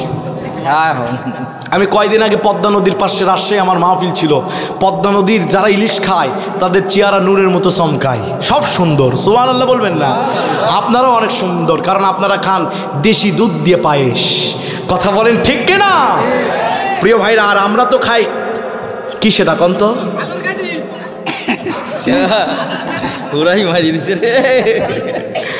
আমরা কিন্তু দইও খাই ভাই। আপনারা আমার ভাষা বুঝতেছেন? আমি এই উত্তর জীবনে বলবো না। আমি কিছুদিন আগে চলে গেছিলাম লাইকনসুরি, কক্সবাজার, মাহফিল ছিল আমার। আমি বললাম ভাই আমার সাথে কথা বলতেছে, আমি খালি হাঁ করে চেয়ে আসি আর বলতেছি আল্লাহ মালাকুল মউত ছাড়াও তো এই ভাষা কেউ বোঝা সম্ভব না। আমি ড্রাইভারকে বললাম ভাই দুটা হাত দুটা পাও ধরি, আপনার দুটা কথা বলেন আমার সাথে। শুদ্ধ কিতাব যদি বই পড়ে থাকেন বইয়ের ভাষায় কথা বলেন, আমি পারতেছি না। কিছুদিন আগে গেলাম চাঁপাইনবাবগঞ্জ, এবছরও বহুবার গিয়েছি, 2 বছর আগে গিয়েছিলাম। আমাকে বলছে হুজুর, খাবার পরে বলতেছে হুজুর চাপান লিবেন? চাপান? চাপান যদি খাবার পরে হয় চার পান কেমন হয়? যারা মুরব্বী তারা জানে কেমন হয়। কথা বলেন ঠিক কিনা? তা আমি বললাম দেন চা পান আনেন, ভালোই হবে, ওয়াজের সময় আছে, 10:30টায় মঞ্চে উঠাবেন, সময় আছে। কিছুক্ষণ পরে এনে দিচ্ছে সাবান। জোরে বলেন কি? আমি ওই দিন এমন আহম্মক হয়েছি ভাই, মনে মনে ভাবলাম যদি কিছু খাতে বলে বলবো মার ছাড়া সবই খাই। কথা বলেন ঠিক কিনা? প্রিয় ভাইরা আমার, এক দেশের ভাষা আরেক দেশের ভাষা। গিয়েছিলাম পঞ্চগড়, বলছে হুজুর বগুড়ার ভাষা বলতেই হবে। আমি বললাম ভাই আমি তো থাকি ঢাকায়, জন্মস্থান বগুড়ায়। বলতেছে বগুড়ার ভাষা একটা না একটা বলতেই হবে। আমি বললাম শোনেন আপনারা কি কিছু বুঝবেন? আপনারাও বুঝবেন না। আমি বললাম তুই আলুতে আলু, অক্কালি আলু, আপনারা কিছু বুঝেছেন? বলতেছে হুজুর বুঝলাম বগুড়ায় আলুর আবাদ বেশি, এজন্য আলু নিয়েই কিছু একটা বলেছেন। তুই আলুতে আলু, অক্কানি আলু মানে তুই আসলিতে আসলি, ওকে কেন নিয়ে আসলি? কথা বলেন ঠিক কিনা? এক দেশের ভাষা আরেক দেশের ভাষা। কথা বলেন ঠিক কিনা? প্রিয় ভাইরা আমার, তো ওই হুজুরও বেকায়দায় পড়েছে। বাংলাদেশের হুজুররা বেকায়দায় পড়লে কায়দা খুঁজতে পারে।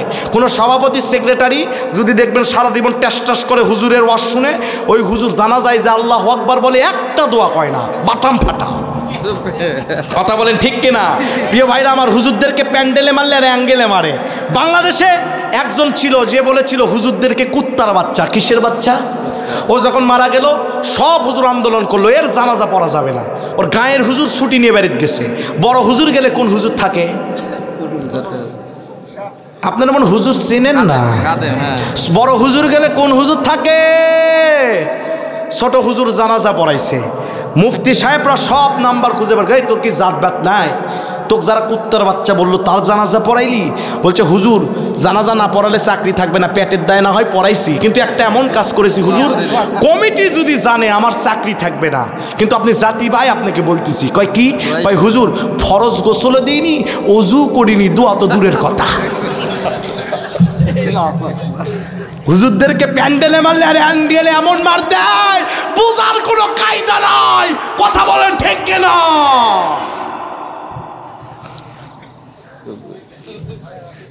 এক ইফতার পার্টিতে গিয়েছি, যে শুনি সব সুদখোর। কি খোর? সুদখোর। রোজা আছে, সুদ খেয়ে যদি রোজা করার রোজা কবুল হবে? জোরে বলেন হবে? এখন দোয়া করলে তো আল্লাহ বাটাম পিটাবে, আর যদি বদদোয়া করি তাহলে তো টাকা পাবো না। কথা কন কিছু একটা করতে হবে। এখন বদদোয়া আরবিতে যা পারি সব করে দিছি, ওরা খালি বলে আমিন আমিন। প্রিয় ভাইরা আমার, একটু আগে আসেন, একটু আগে আসেন। আচ্ছা যা আছে থাকতো ইনশাল্লাহ, দাঁড়া থাকলে সব বেশি পাবে, থাক ইনশাল্লাহ। প্রিয় ভাইরা আমার লক্ষ্য করেন, তো ওই হুজুর বেকায়দায় পড়েছে, মনে মনে ভাবছে ভারতে এত পদ্মায় ইলিশের কথা শুনলাম, গরুর গোস্তর কথা শুনলাম, এগুলো কি সারা যায়? যেরকম হুজুর মাথাটা উঁচু করে কায়দা করে বলতেছে, বাবারা ফেকা কিতাব আরো বলে 80 পৃষ্ঠার তলে মাঝে মধ্যে বেকায়দায় পড়লে বেগুন খাওয়া চলে। আমার ভাইরা কষ্ট পাচ্ছেন আপনারা? তো প্রিয় ভাইরা, ওই রকম ওয়াজ হচ্ছে না ডাইরেক্ট কোরআনের তাফসীর হচ্ছে? জোরে বলতে হবে। চেতনাময়িক আলোচনা, পৃথিবীর সবচেয়ে চেতনাময়িক আলোচনা এই সূরা হামিম সিজদা 30 নম্বর আয়াত। চিৎকার দিয়ে বলেন আল্লাহু আকবার। ভাই কোনো সমস্যা? হ্যাঁ হ্যাঁ হ্যাঁ, বসে যান। ইনশা যুবকরা থাকো, তোমাদের বিয়ের ব্যবস্থা হবে আজকে ইনশাল্লাহ। ইনশাল্লাহ বিয়ে করবে না? ইনশাল্লাহ আসো তো ইনশাল্লাহ। আজকে ওয়াজ কাহাকে বলে, কত প্রকার কি হবে ইনশাল্লাহ। আসেন তো, একটা তাকবীর দিতে হবে, লিল্লাহে তাকবীর, লিল্লাহে তাকবীর। প্রিয় ভাইরা আমার, 2 নম্বর প্রশ্ন হচ্ছে সুম্মাস্তাকামু, ইস্তেকামাত থাকবো কিভাবে? প্রশ্ন আছে না নাই? তাফসিরে জালালাইন এই সূরার এই আয়াতের নিচে মুফাসসির 2টি মোটা অক্ষর দিয়া 2টি শব্দ লিখেছে। 1 নম্বর আলাল জাসাদি, 2 নম্বর আলাল আরদি। চিৎকার দিয়ে বলেন আল্লাহু আকবার। আলাল জাসাদি মানে কি? রবের ওপর কেউ যদি প্রতিষ্ঠিত থাকতে চায়, যেমন মহিলারা পর্দা করে, যুবকেরা নামাজ পড়ে, দাড়ি রেখেছে, হালাল হারাম বেচে খায়, এরা আলাল জাসাদি, দেহের ভিতরে পরিবারের ভিতরে ইসলাম কায়েম করেছে। রবের ওপর প্রতিষ্ঠিত থাকতে হলে শুধু আলাল জাসাদি দিয়া জান্নাত যাওয়া যাবে না। মুফাসসির বলছে, রবের ওপর যদি প্রতিষ্ঠিত থাকতে চান, দাড়ি টুপি জুব্বা নামাজ যেমন লাগবে, তেমন 2 নাম্বার আলাল আরদি, রবের বিধান জমিনে ইসলামী আন্দোলন প্রতিষ্ঠা করতে হবে। আপনি করেন না, বরং ডাইরেক্ট ইনডাইরেক্ট বাধা দেন। আমার ভাইরা, মুমিনের 2টি পিঠ, আলাল জাসাদি আলাল আরদি। রবের আন্দোলন যদি করেন, রবকে যদি মেনে নেন, আল্লাহকে যদি ঘোষণা দেন, আল্লাহ তোমাকে মেনে নিয়েছি, আমি তোমার বান্দা, তোমার সমস্ত আদেশকে মেনে নিয়েছি, সামি'না ওয়া আতা'না, শুনেছি মেনে নিয়েছি। শুধু দাড়ি টুপি পরলে, হজ করলে, পর্দা করলে, নামাজ পড়লে, কপালে কয়রা ফেলে দিলেই জান্নাত যাওয়া যাবে না। আলাল আরদি, জমিনে ইসলামী আন্দোলন, আল্লাহর দিন প্রতিষ্ঠা করতে হবে। টাকা গাজীপুর টাকশালে টাকা তৈরি হয়, টাকার এক পাশে সাফা, আরেক পাশে ফাঁকা। বলেন তো, এই টাকা যদি কোনো দোকানদারকে, এই হাসানপুর কোনো দোকানদারের কাছে এনে দেন, বলেন ভাই নিয়ত ভালো ছিল কিন্তু সময়ের অভাবে পারি নাই, টাকার এক পাশে সাফা হয়েছে আর এক পাশে ফাঁকা হয়েছে, টাকাটা একটু নেন, আমাকে কাঙ্ক্ষিত জিনিস দেন। বলেন তো মুসলমান টাকা নিয়ে কি জিনিস দিবে? আরো আসতে, টাকা নিয়ে জিনিস দিবে না, বরং বেশি চড়াচড়ি করলে আপনাকে মার দিবে, জাল মানুষ হিসাবে প্রমাণিত করে পুলিশের কাছে দিবে। মুমিনের 2টি পিঠ, রবের আন্দোলন, রবের ওপর প্রতিষ্ঠা যদি থাকতে চাও, শুধু নামাজ পড়লে, শুধু রোজা করলে, শুধু দাড়ি রাখলে, হজ করলে, পর্দা করলে, শুধু রান্না করে স্বামীদের খেদমত করলে জান্নাত যাওয়া যাবে না। আলাল আরদি, জমিনে ইসলাম প্রতিষ্ঠার টেন্ডেন্সি থাকা লাগবে। আপনি আল্লাহর কাছে যে বলবেন, আল্লাহ সময়ের অভাবে হাজী সাহেব হয়েছি, মসজিদের সভাপতি হয়েছি, মাহফিলের সভাপতি হয়েছি, সময়ের অভাবে তোমার দলের কর্মী হতে পারি নাই। যেমন টাকার এক পাশে সাব্বা আর এক পাশে পাকা হলে চলে না। দাড়ি টুপি জুব্বা 80 বার হজ যদি করে, কাবা শরীফ যদি গিলিয়ে খায়, ইসলামী আন্দোলনের কর্মী যদি না হয়, ওর ইমানও আল্লাহর দরবারে চলবে না, জাল মুমিন হিসেবে প্রমাণিত হবে। কথা বলেন ঠিক কিনা? এটা কিসের বোতল? পানির। আরো আস্তে। এর ভিতর যদি এক ফোঁটা প্রসাব হয়, কেউ খাবেন? কেন খাবেন না? লেখা আছে ফ্রেশ ওয়াটার। প্রসাবের গন্ধই পাওয়া যাবে না, ঢক ঢক করে খেয়ে নিবেন। খাবেন না? আরো জোরে। যেমন এর ভিতরে এক ফোঁটা প্রসাব হলে আপনি খাবেন না। দাড়ি টুপি জুব্বা পাসপোর্ট দিয়ে ঘর বানানো, প্রত্যেক বছর মাহফিল করে, সভাপতিগিরি দেখায়। প্রত্যেক এখানকার কথা বলছি না, জামালপুরের একটা দিক বলেছিলাম, প্রত্যেক বছর মসজিদের সভাপতি সেক্রেটারি হয়, কিন্তু ইসলামী আন্দোলনের কোনো খবর নাই। জোরে কন। দাড়ি টুপি জুব্বা দিয়ে যেমন পানি ভরেছে, দাড়ি টুপি জুব্বা দিয়ে আপনার দেহ ভরেছে, এর ভিতরে প্রসাব গেলে যেমন খাবেন না, ইমানের ভিতরে ইসলাম বিদ্বেষী দলগুলো ক্ষমতায় আসুক, এটা যারা চায় ওর ইমানও আল্লাহ গ্রহণ করবে না। অত সোজা নয়। আহাসিবান নাস আইয়ুতরাকু আইয়াকুলু আমান্না ওয়া হুম লা ইফতানুন।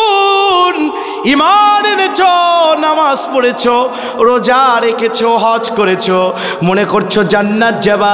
জান্নাত মামু বাড়ির আবদার নয়। যেমন সোনাকে কষ্টি পাথর দিয়ে যাচাই করা হয়, ঈমানদারদেরকে আল্লাহ ওই রকম যাচাই করে জান্নাত দেয়। প্রয়োজনে আল্লাহর দ্বীন কায়েমের জন্য নবীজির মতো, হযরত ইব্রাহিমের মতো অগ্নিকুণ্ডতে পড়া লাগতে পারে, নবীজির মতো রক্ত দেওয়া লাগতে পারে, তবুও এরা ইসলাম প্রতিষ্ঠার চেষ্টা করবে। হযরত ইব্রাহিম অগ্নিকুণ্ডতে ফেলে দেওয়া হলো। ইব্রাহিম আলাইহিস সালামকে পরবর্তীতে জিজ্ঞেস করা হয়েছিল, আপনার জীবনের শ্রেষ্ঠ সময়গুলো কি কি বলেন? বলছে, নমরুদ কর্তৃক আয়োজিত অগ্নিকুণ্ডতে আমি যে 40 দিন ছিলাম, ওই 40 দিন আমার কাছে সেরা। সুবহানাল্লাহ। আল্লাহ বলেছেন, কুল ইয়া নারু বারদাও ওয়া সালামান আলা ইব্রাহিম। ও আগুন রে আমার ইব্রাহিম, অগ্নিকুণ্ডতে পড়ছি ইসলামী আন্দোলন করার কারণে আগুন। আগুন ইব্রাহিমের জন্য ঠান্ডা হও, শুধু ঠান্ডা নয়, এয়ার কুলার হয়ে যাও, বারদাও ওয়া সালাম, শান্তিদায়ক ঠান্ডা হয়ে যাও। আমার ভাইরা যারা ইসলামী আন্দোলন করে জেলে যায়, ও কি জেল থেকে এসে পালায় না আরো শক্তি হয়? আপনারা কথা না বললে উল্টো দিকে চালাবো। জোরে কন। জেল থেকে যদি পেলে আসে, আবার জেলে যাওয়ার প্রস্তুতি নাই। কথা কন। কারণ সে বুঝেছে, আমি তো কারো বাড়িতে হামলা দেই নাই, কারো বউ বিটির ইজ্জত আমি হরণ করি নাই, কারো টাকা পয়সা মেরে নেই নাই। আল্লাহর জমিনে রবের আন্দোলন করার কারণে জেলে থাকতে হয়েছে। ইব্রাহিম যেমন অগ্নিকুণ্ড থেকে শান্তি পেয়েছে, এরা জেলে থেকে ওই রকম শান্তি পায়। কথা বলেন ঠিক কিনা? মুমিনের কয়টি পিঠ? আরো জোরে। আরো জোরে। মার্কা কি রে? মার্কা দুটা। এক নাম্বার আলাল জাসাদ। এখানে যত মানুষ আছি সবাই আলাল জাসাদি। আমাদের টুপি নাই, নামাজ নাই, রোজা নাই, হজ নাই, পদ্মা নাই। কথা বলেন না কেন? কম বেশি আছে না নাই? আমরা আলাল জাসাদি।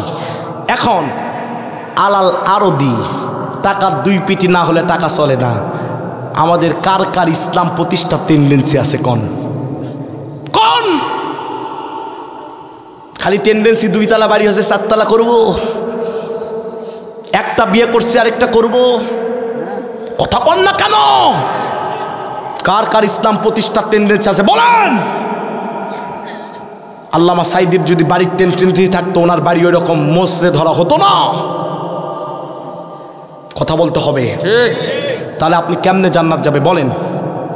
আপনার একটা পিঠ আছে আর একটা পিঠ নাই, কেমনে জান্নাত যাবে বলেন? কয়বার দিন কায়েমের চেষ্টা করেছেন? কয়বার দিন কায়েমের জন্য বৈঠকে বসেছেন? কয়বার দিন কায়েমের জন্য ইয়ানত দিয়েছেন বলেন? আজও সময় আছে, শুধু আল্লাহকে বলেন না, আল্লাহ আমি তোমার মুসলমান। অত সোজা জান্নাত নয়। আল্লাহ এই পিঠ ওই পিঠ 2 পিঠ দেখে জান্নাত দিবে। কষ্ট পাচ্ছেন না? চলবে, চলবে। নবীজির সাহাবী কেমন প্রতিষ্ঠিত ছিল, আমি একটা ঘটনার মাধ্যমে আলোচনা ইতি টানবো। আপনারা আছেন না? আছেন না? প্রশ্ন কয়টা গেল? আর কয়টা আছে? ফেরেশতা কার ওপর নাজিল হবে? জান্নাতের সংবাদ কাদের দেওয়া হয়েছিল? তাফসীর মির হওয়ার সাথে সাথে জীবনের সব গুনাহ মাফ হয়ে যাবে। আল্লাহু আকবার বলেন। আল্লাহু আকবার। বুখারী শরীফ কিতাবুল মাগাজি, নবীজির সাহাবী হযরতে খুবাইব রাদিয়াল্লাহু তাআলা আনহু, নবীজি আমার হিজরত করে চলে গিয়েছেন মদিনায়, খুবাইব আছে মক্কায়। হযরতে খুবাইব যুবক মানুষ, নিয়ত নিয়েছেন কিছু কাজ আমার অসমাপ্ত আছে, এই কাজগুলো সমাপ্ত করে আমি খুবাইব নবীর পানে চলে যাব মদিনায়। এমন সময় বদর যুদ্ধে ভাতৃহত্যার বদলা নেওয়ার জন্য আবু জেহেলের সাঙ্গপাঙ্গরা হযরতে খুবাইবকে আরেস্ট করেছে। খুবাইবকে কালকুটরিতে বন্দী করা হয়েছে। নবীর সাহাবী হযরতে খুবাইবকে বলা হলো ইসলামী আন্দোলন ছেড়ে দে, গাড়ি বাড়ি যা চাইবি দিব। হযরতে খুবাইব বললেন, জীবনের শেষ রক্ত থাকা পর্যন্ত আমি আল্লাহর নবীর সাহাবী, 1 ফোঁটা ইসলাম থেকে পিছু পা হব না। জোরে বলেন আল্লাহু আকবার।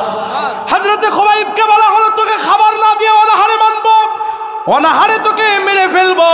খুবাইব বললেন, ও আবু জেহেলের সাঙ্গপাঙ্গরা, কাকে তোমরা খাবার না দেওয়ার ভয় দেখাও?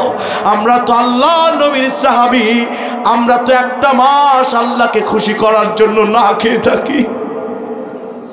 হযরতে খুবাইবকে কালকুটরিতে বন্দী করা হলো। 1 নয় 2 নয়, 2 মাস হযরতে খুবাইবকে কোনো খাবার দেওয়া হয় নাই। নবীর সাহাবীকে খাবার দেয় নাই, ওরা ফেলে রেখেছে। ওদের অনেকের মনেই নাই খুবাইবকে আমরা ফেলে রেখেছি। সৈন্যদের ভিতরে একজন মনে করলেন, নবীর সাহাবী খুবাইবকে বন্দী করেছি, দেখে আসি তোর লাশ পচে গেছে নাকি। 2 মাস খাবার দেয় নাই। যে দেখে আল্লাহর নবীর সাহাবী হযরতে খুবাইব নামাজ পড়ছে, আর তার বাম পাশে আঙ্গুরের ঝোপাকে যেন ঝুলিয়ে রেখেছে। আল্লাহ মান্না সালওয়া বনি ইসরাইলদেরকে খাওয়াতে পারে, হযরতে মারিয়ামকে জান্নাতে আঙ্গুর খাওয়াতে পারে, ওই আল্লাহ খুবাইবকে জান্নাতের আঙ্গুর খাওয়াতে পারে কিনা? জোরে বলেন পারে কিনা? আল্লাহ নবীর সাহাবী হযরতে খুবাইব সালাম ফিরে একটা একটা করে আঙ্গুর নিয়ে মুখে দিচ্ছে। ওই দারোয়ান রিপোর্ট করছে, নবীর সাহাবী খুবাইবকে যে চেহারায় রেখেছিলাম, ওই আঙ্গুর খাওয়ার কারণে চেহারা আরো উজ্জ্বল হয়েছে। নবীর সাহাবী হযরতে খুবাইবকে ধরা হলো, বলা হলো খুবাইব রবের আন্দোলন ছেড়ে দে, ইসলামী আন্দোলন ছেড়ে দে। যদি না ছাড়িস তোর জীবন আমরা শেষ করব, গণজাগরণের মঞ্চে তোকে নিয়ে যাব। বলেন তো এই দেশে গণজাগরণের মঞ্চ তৈরি হয়েছিল কিনা? কুড়িগ্রাম আমি এই বছর ওর এলাকায় ওয়াজ করেছি। ইমরান ইস জোরে কন বলতো রাজাকারের নাতি, অথচ ওর নানাই রাজাকারের নাতি। আমি ওর নাম দিয়েছি হস্রইত ইজ্জত, মতে মারল দ্রয়াকারতে রাজাকারের দুনটের নতে নাতি। ইজ্জত মারল রাজাকারের নাতি। আমার ভাইরা, এইরকম গণজাগরণের মঞ্চে হযরতে খুবাইবকে নিয়ে যাওয়ার জন্য প্রস্তুত হয়েছে, ফাঁসির মঞ্চে নিয়ে যাবে। খুবাইবকে বলা হলো তোর শেষ ইচ্ছাটা কি বল। হযরতে খুবাইব বলছে ওযুর পানি দাও, আমি 2 রাকাত নামাজ পড়ে আমার আল্লাহকে বলবো। হযরতে খুবাইবকে ওযুর পানি দেওয়া হলো। নবীর সাহাবী হযরতে খুবাইব ওযুর পানি নিয়ে প্রথম রাকাত নামাজ খুব ধীরগতি সম্পূর্ণ পড়লেন, কারণ নামাজে খুশু খুশু আছে না নাই? আর আমাদের শুধু ঢিপ মারে আছে না নাই? আল্লাহ নবীর সাহাবী হযরত খুবাইবের মনে হয়ে গেল যদি আমি ধীরে ধীরে নামাজ পড়ি ওদের মনে হবে নবীজির সাহাবীদের জানের মায়া আছে, আমরা তো জান মাল আল্লাহর জন্য বিক্রি করেছি।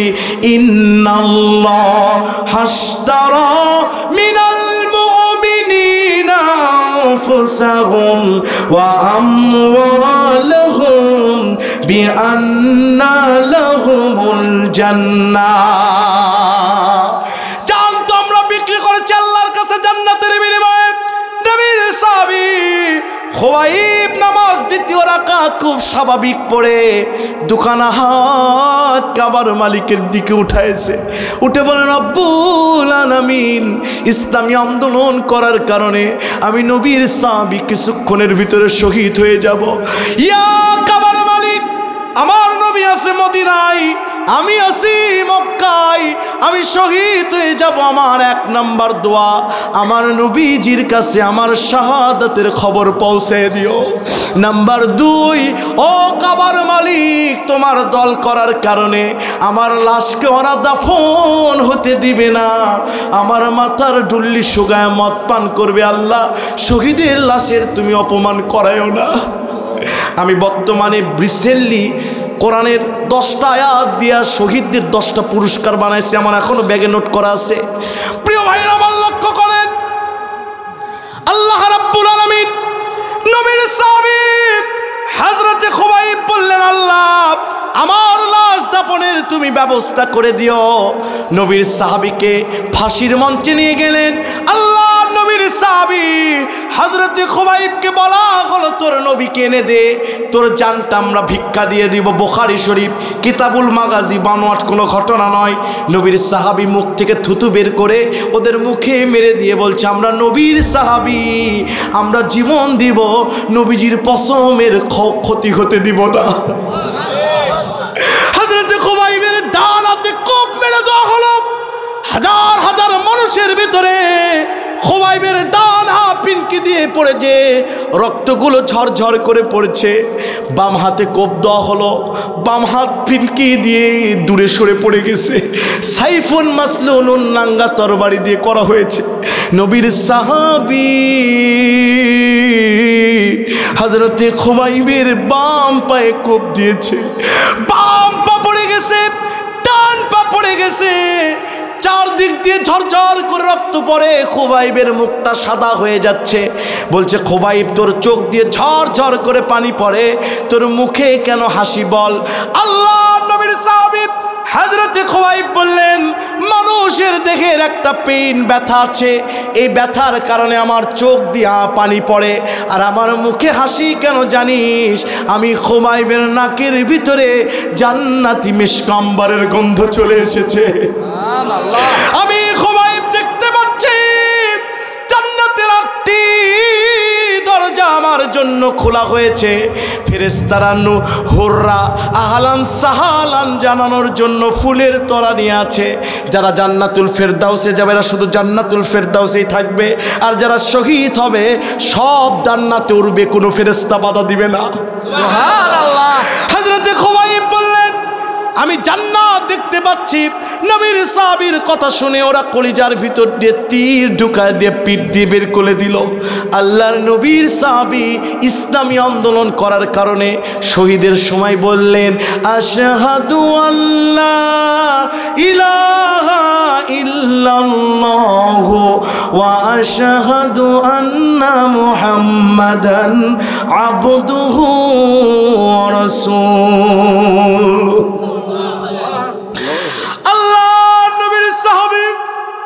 শহীদ হয়েছেন, নবীজি আমার মদিনায় সাহাবীদেরকে নিয়ে এরকম দিনের দাওয়াত দিচ্ছেন।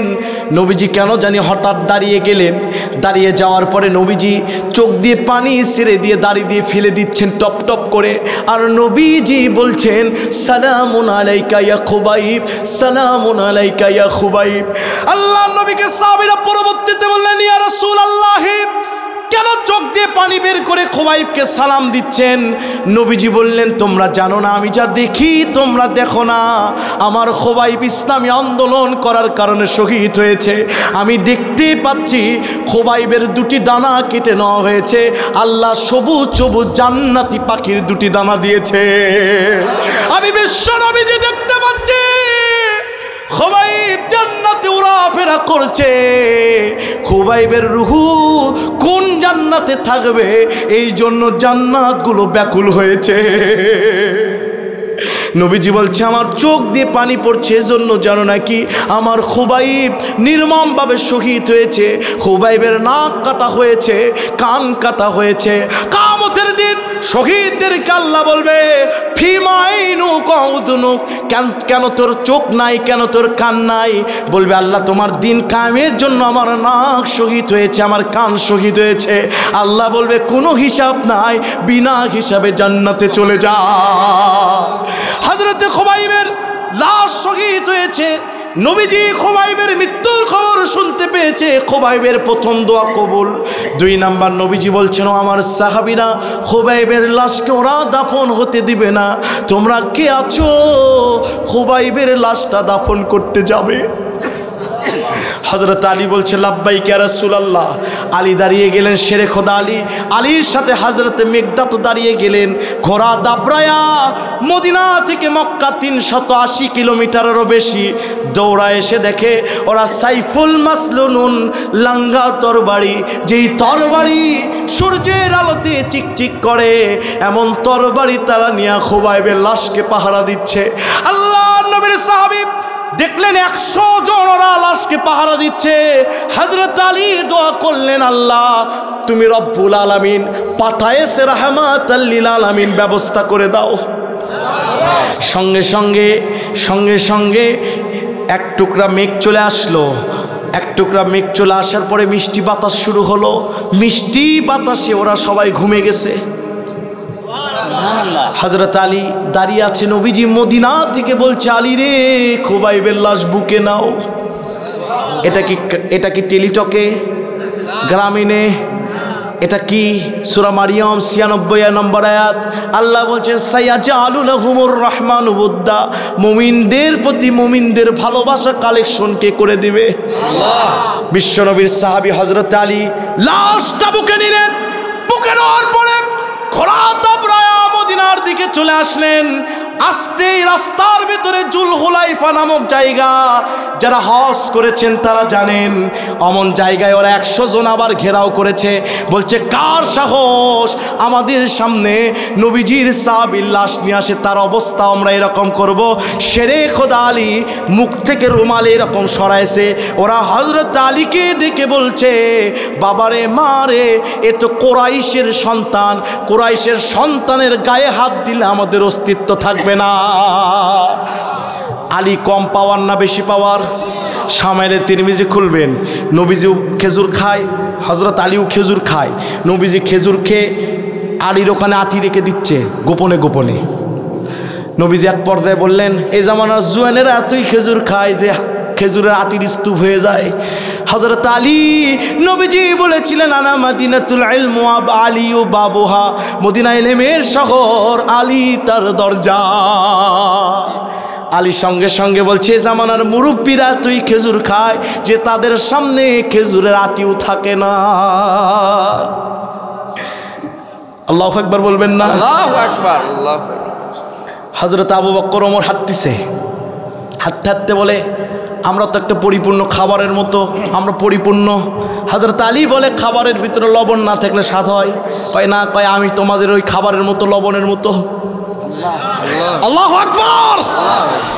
সেই আলী নবীজির সাহাবী হযরত আলীকে দেখে ওরা 100 জন থামিয়ে গিয়েছে, কি করবে বুঝতে পারে নাই। এমন সময় ইথারের মতো নবীজির হযরত আলীর কানে আসলেন। বিশ্ব নবী বলছে, আলী রে, শহীদের লাশটা ছেড়ে দাও। লাশ জমিনে ছেড়ে দিলেন। মিষ্টি বাতাস চলে আসলেন, বাতাসে জমিনটা ফেটে গিয়েছে, লাশ ভিতরে ঢুকে গিয়েছে। সবার সামনে জমিন আবার জয়েন হয়েছে। শহীদের লাশ কি দাফন দেওয়া লাগে? জোরে বলেন। এই দৃশ্য দেখে 70 জন পেলে গেলেন, বলছেন, বাবারে মারে, এতদিন জানতাম মোহাম্মদ জাদুঘর, আজকে জানি মোহাম্মদের কর্মীরাও জাদু জানে। এরা পালিয়ে গেলেন। আর 30 জন বলছেন, না না, এটা মানুষের কোনো কাজ হতে পারে না, নিশ্চয়ের পিছনে একজন মহাসত্তার কাজ আছে। যেই খোবাইব জীবন দিল সেই সত্তাকে ছাড়ল না, সেই সত্তা তার লাশ দাফনের ব্যবস্থা করেছে, একজন মালিকের পিছনে আছে।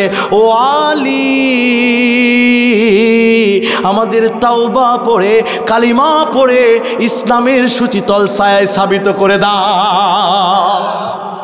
আলী গিয়ে নবীকে বললেন। নবীজি কপালে চুমু খেয়ে বলছে, আলী, এক কাজ করতে গিয়ে 2 কাজ করে আসলি। আল্লাহু আকবার বলবেন না? পুরো তাফসীর এখন মিলে দিব, একটু মনোযোগ দিতে হবে।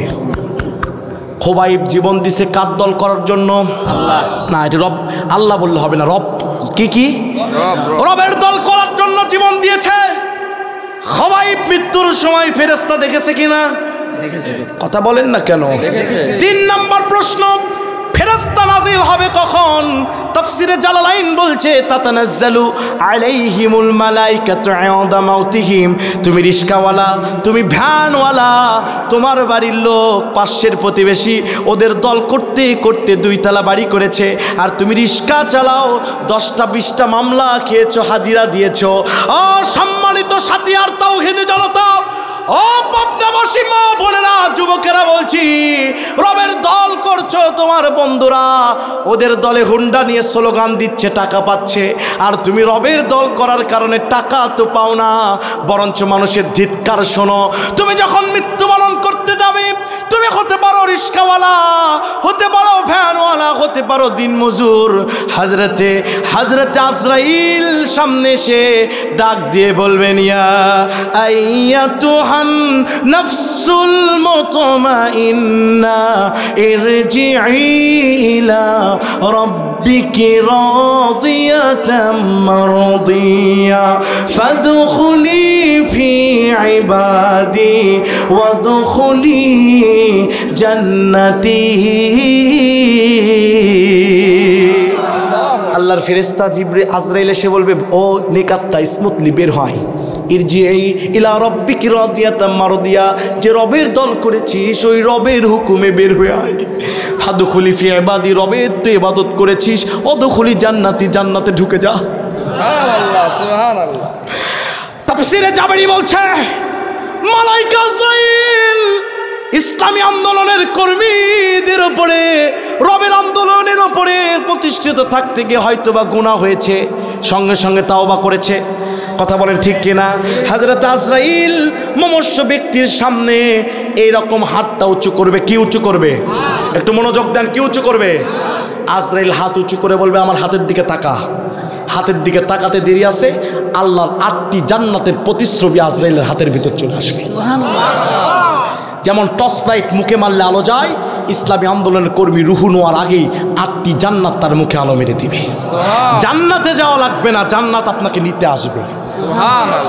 বিদেশ থেকে লাল গালির কোনো মেহমান আসলে লাল গালিচা সম্বর্ধনা দেওয়া হয়। ও যুবক, রবের আন্দোলনের কর্মী হও, মৃত্যুর সময় জান্নাত তোমাকে লাল গালিচা সম্বর্ধনা দিয়ে নিয়ে যাবে। রবের দল করার দরকার আছে না নাই?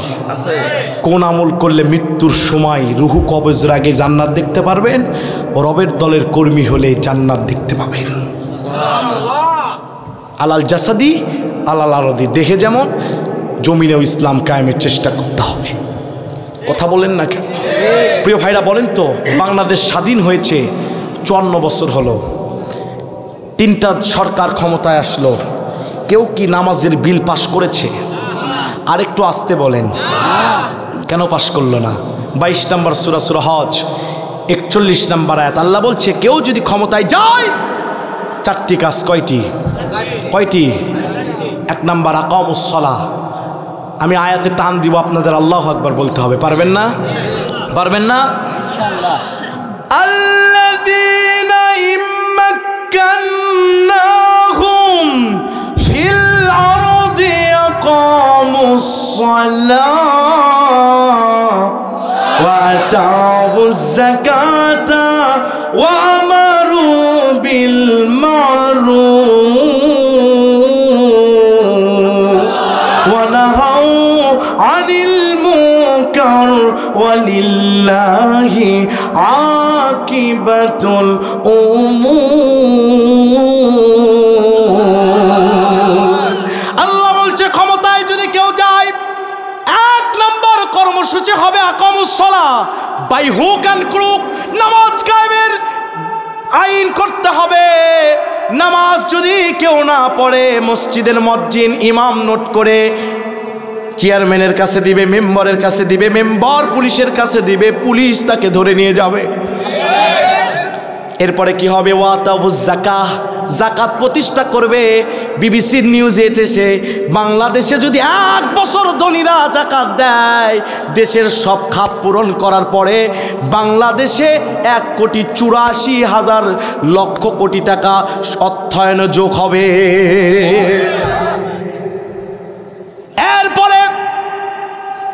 এরপরে কি? এরপরে নেক কাজের আদেশ দিবে। এই এলাকার নাম কি? হাসানপুর বাইতুল মামুর মসজিদে কোনোদিন হয়তো বা মাহফিল হচ্ছে না, ইউনিয়ন পরিষদ থেকে টিওনো এসে বলবে হাসানপুর মসজিদে এই বছর মাহফিল হচ্ছে না কেন? সভাপতি বলবে অর্থায়নের কারণে হচ্ছে না।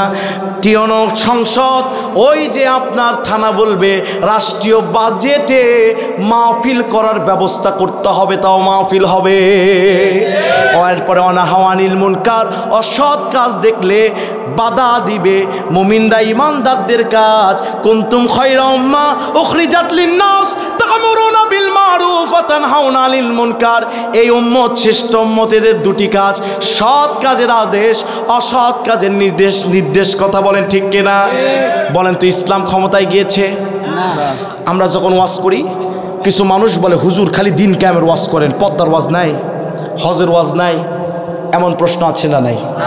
বলেন ভাইরা, ট্রেনের ইঞ্জিন যদি না থাকে বগি কি পাবনা থেকে ঢাকায় যায়? আমার উত্তর দিতে হবে যায়।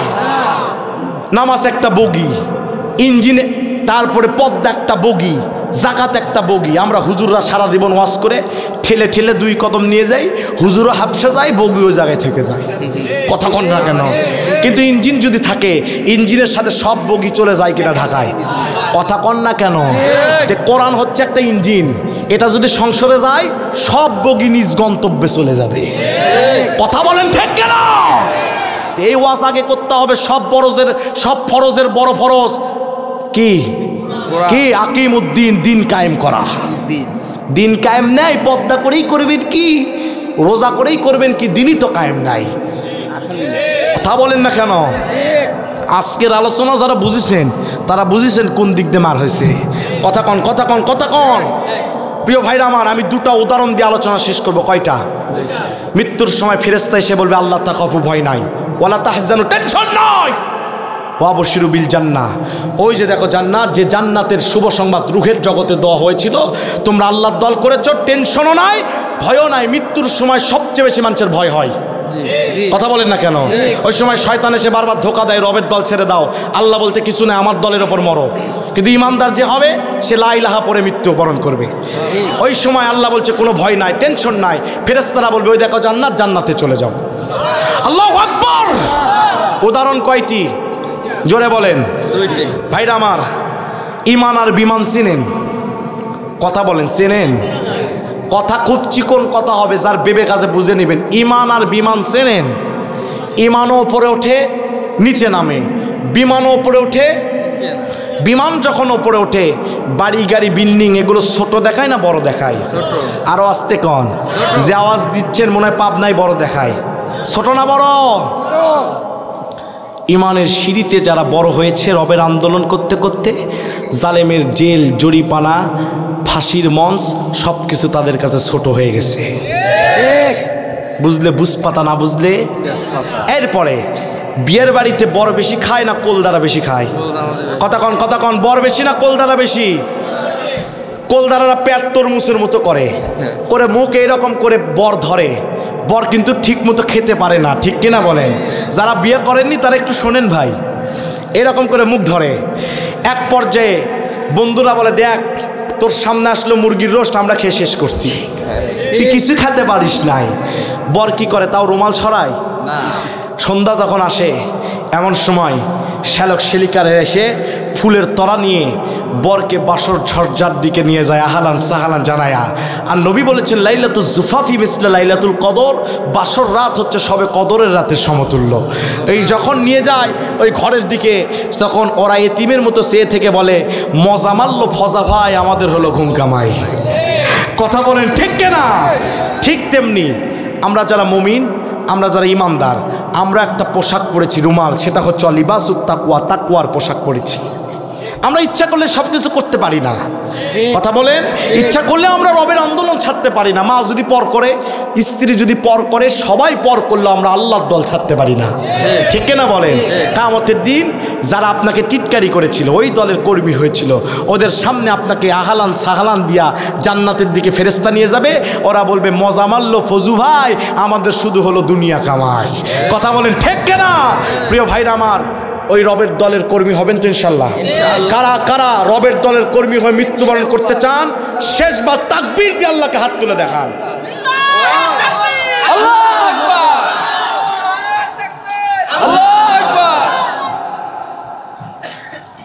কষ্ট পাচ্ছেন? এখন আসেন, আমি 10টা মিনিট আপনাদের থেকে নিব, পিন পতং সাইলেন্ট হতে হবে। রবের আন্দোলন মানে নামাজ পড়বো না, কথা কন না কেন? কয় বাবা জহরের নামাজের যার দরকার নেই, এখন জমির থেকে ধান উঠাতে হচ্ছে। এমন আল্লাহর ওলি এই সাথিয়াই নাই। ওই জুমায় হুজুর বক্তব্য দিচ্ছে, যাওয়ার দরকার নেই, কোনো মতো যে উজু করে 2 রাকাত পরে আবার বাড়াবো। আর কোরআন বলছে, ইযা নুদিয়া লিস-সালাতি মিন ইয়াউমিল জুমআ ফাসআউ ইলা যিকরিল্লাহ, জুমার আযান হলে জিকিরের সাথে আল্লাহর ঘরের দিকে চলে যাও। আল্লাহু আকবার বলবেন না? এরপরে তরকারি মা বোন উঠায় দিছে, স্বামী কাজ করে আসতেছে, মা বলতিছে তরকারি না হলে পিঠের ওপর মই পড়বে রে, দরকার নাই, তরকারি আগে হোক, জহর পরে। এমন মহিলা মনে হয় এলাকায় নাই, আছে না নাই? কিছু যুবকরা আছে জহরের নামাজও পড়ে না, সারা রাত কানে হেডফোন দিয়ে গান শোনে, আছে না নাই?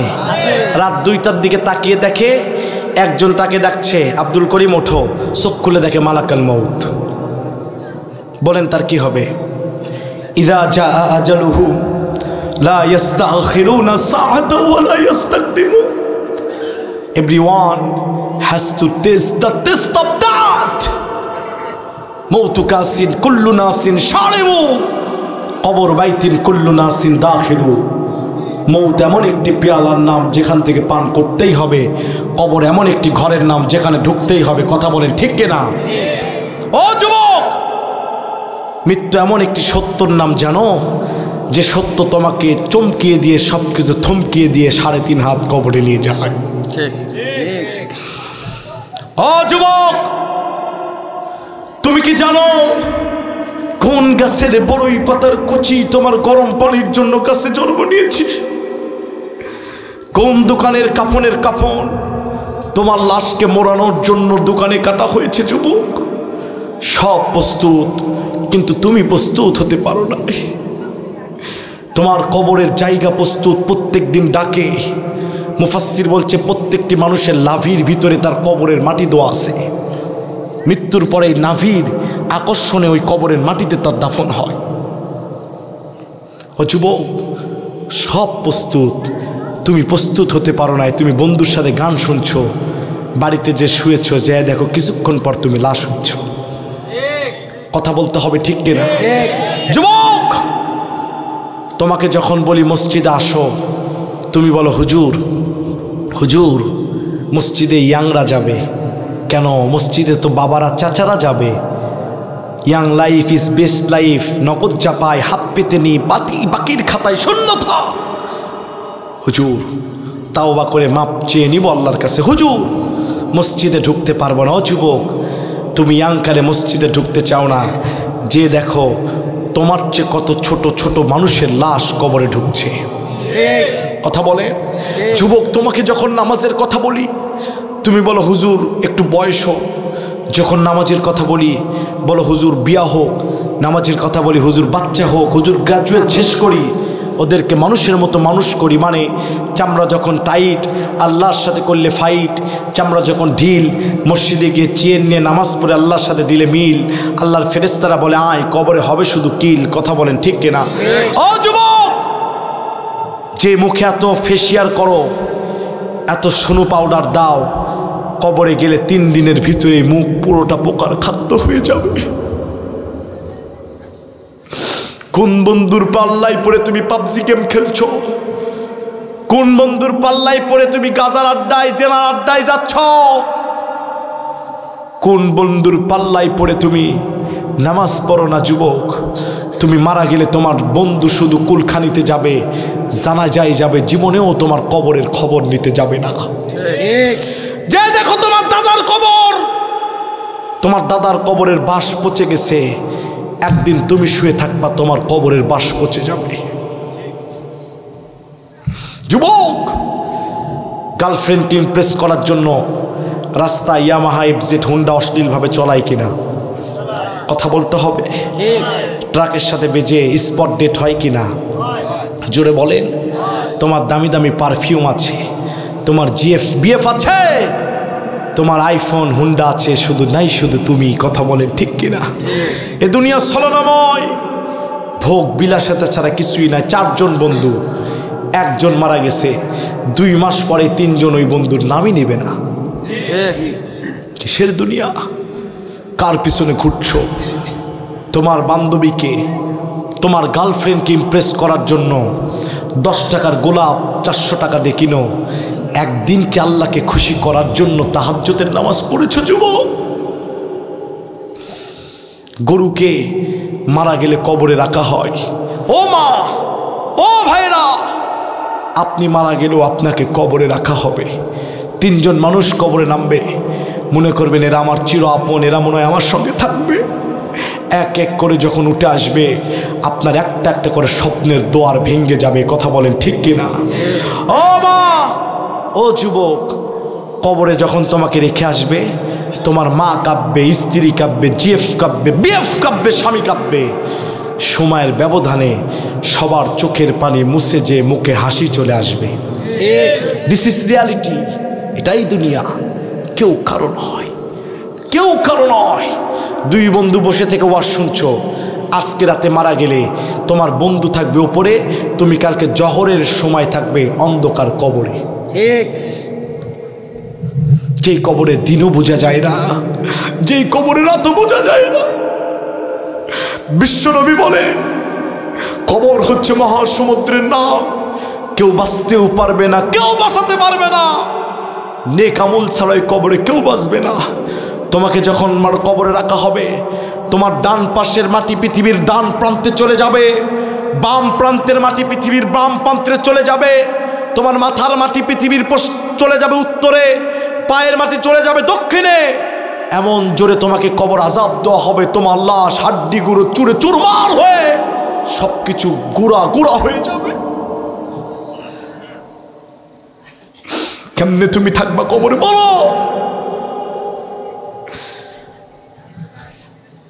বন্ধুর জন্য 1 ঘন্টা যদি ওয়েট করেন, সূর্যের আলোতে কঠিন রোদ, বলেন তো ভাই বিরক্তি আসে না? ঘড়ির দিকে তাকিয়ে দেখেন 1 ঘন্টা যায় না। কবরে যখন আপনাকে রাখা আসা হবে, আপনি আপনার দাদাদের বাবাদের কবরে যে দেখবেন, বাবা যখন এই কবরে আপনি শুয়েছেন, আপনার প্রথম 1 ঘন্টা কেমনে গিয়েছে? আপনার কবরের প্রথম 1 ঘন্টা আপনি কেমনে কাটাবেন বলে? আপনার জানানা না থাকলে 2 মিনিট থাকলে আপনার দম বন্ধ হয়ে আসে। কবরের প্রথম 1 ঘন্টা আপনি কেমনে কাটাবে? শুধু তো একটা ঘন্টা নয়, নবীজি বলেছে কিয়ামতের 1 সেকেন্ড আগে কেউ মারা গেলে, ভাইরা আপনাকে ঘরে যদি খাবার দিয়ে 2 মাস বন্দি করে রাখা হয়, আপনার ভাবল লাগবে না? আপনি মানুষ দেখতে পাচ্ছেন না, আপনার খুব কষ্ট লাগবে, কোন জগতে আমি আছি, যত দামি খাবার দেওয়া হোক। নবীজি বলে কিয়ামতের 1 সেকেন্ড আগে মারা গেলে 40,500 বছর কবরে একা থাকতে হবে। সারাদিন রিক্সা চালান, ছোট্ট একটা বাচ্চা, ওই বাচ্চার চেহারা না দেখলে আপনার খুব খারাপ লাগে। বাড়িতে যে হাত মুখ ধোয়ার আগে বাচ্চাকে কোলে নেন। আজকে মারা গেলে ওই বাচ্চাকে ছেড়ে আপনাকে অনন্তকাল কবরে একা থাকতে হবে। কেমনে পারবেন বলেন? দুনিয়া তো কাউকে জায়গা দেয় না। এই দুনিয়ায় যারা 50 বছর আগে মারা গিয়েছে, আজকে তাদের নামও কেউ দেয় না, কাউকে জায়গা দেয় না দুনিয়া। আজকে মারা যাব, এই রাতেই আমাকে দামি খাট থেকে নামিয়ে ফেলবে। আমি ফেসবুকে একটা দৃশ্য দেখে আমার চোখ দিয়ে পানি পড়েছে। বাবা সারাটা জীবন ব্যয় করে সন্তানকে 2 তলা 3 তলা বাড়ি করেছে।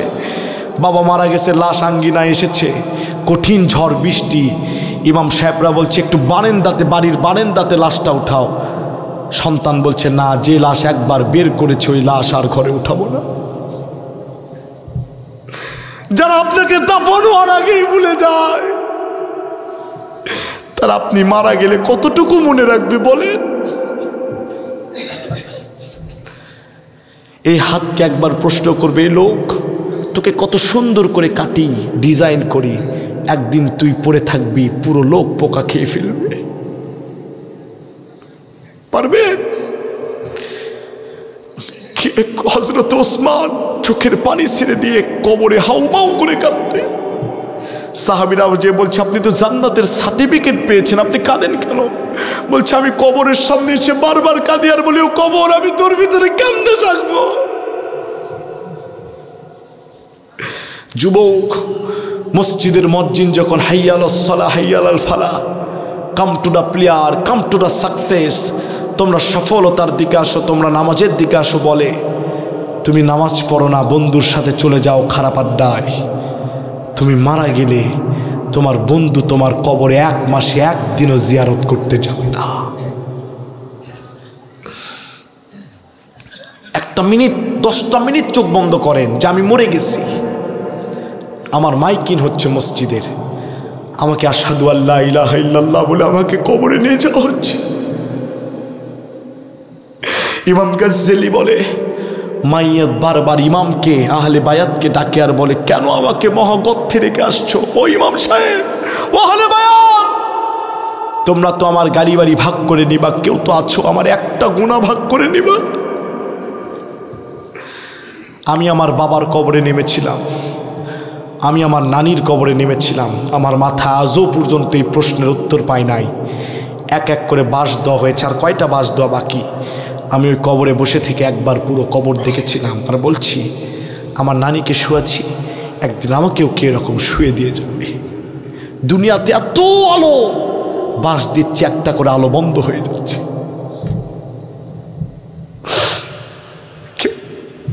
কেউ আপনার কবরে একটা দিন খবর নিতে যাবে না, কেউ না।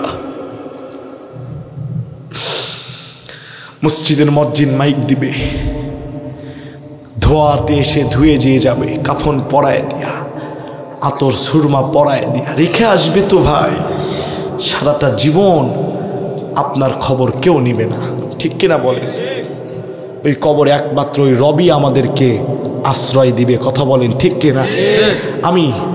ও যুবক, তুমি জেনা করছো, তুমি গুনাহ করছো গোপন ঘরে, ওই ঘরের দরজার নিচ দিয়া, ওই ঘরের ভেন্টিলেটর দিয়ে তোমার রব অক্সিজেন ঢুকে দিচ্ছে।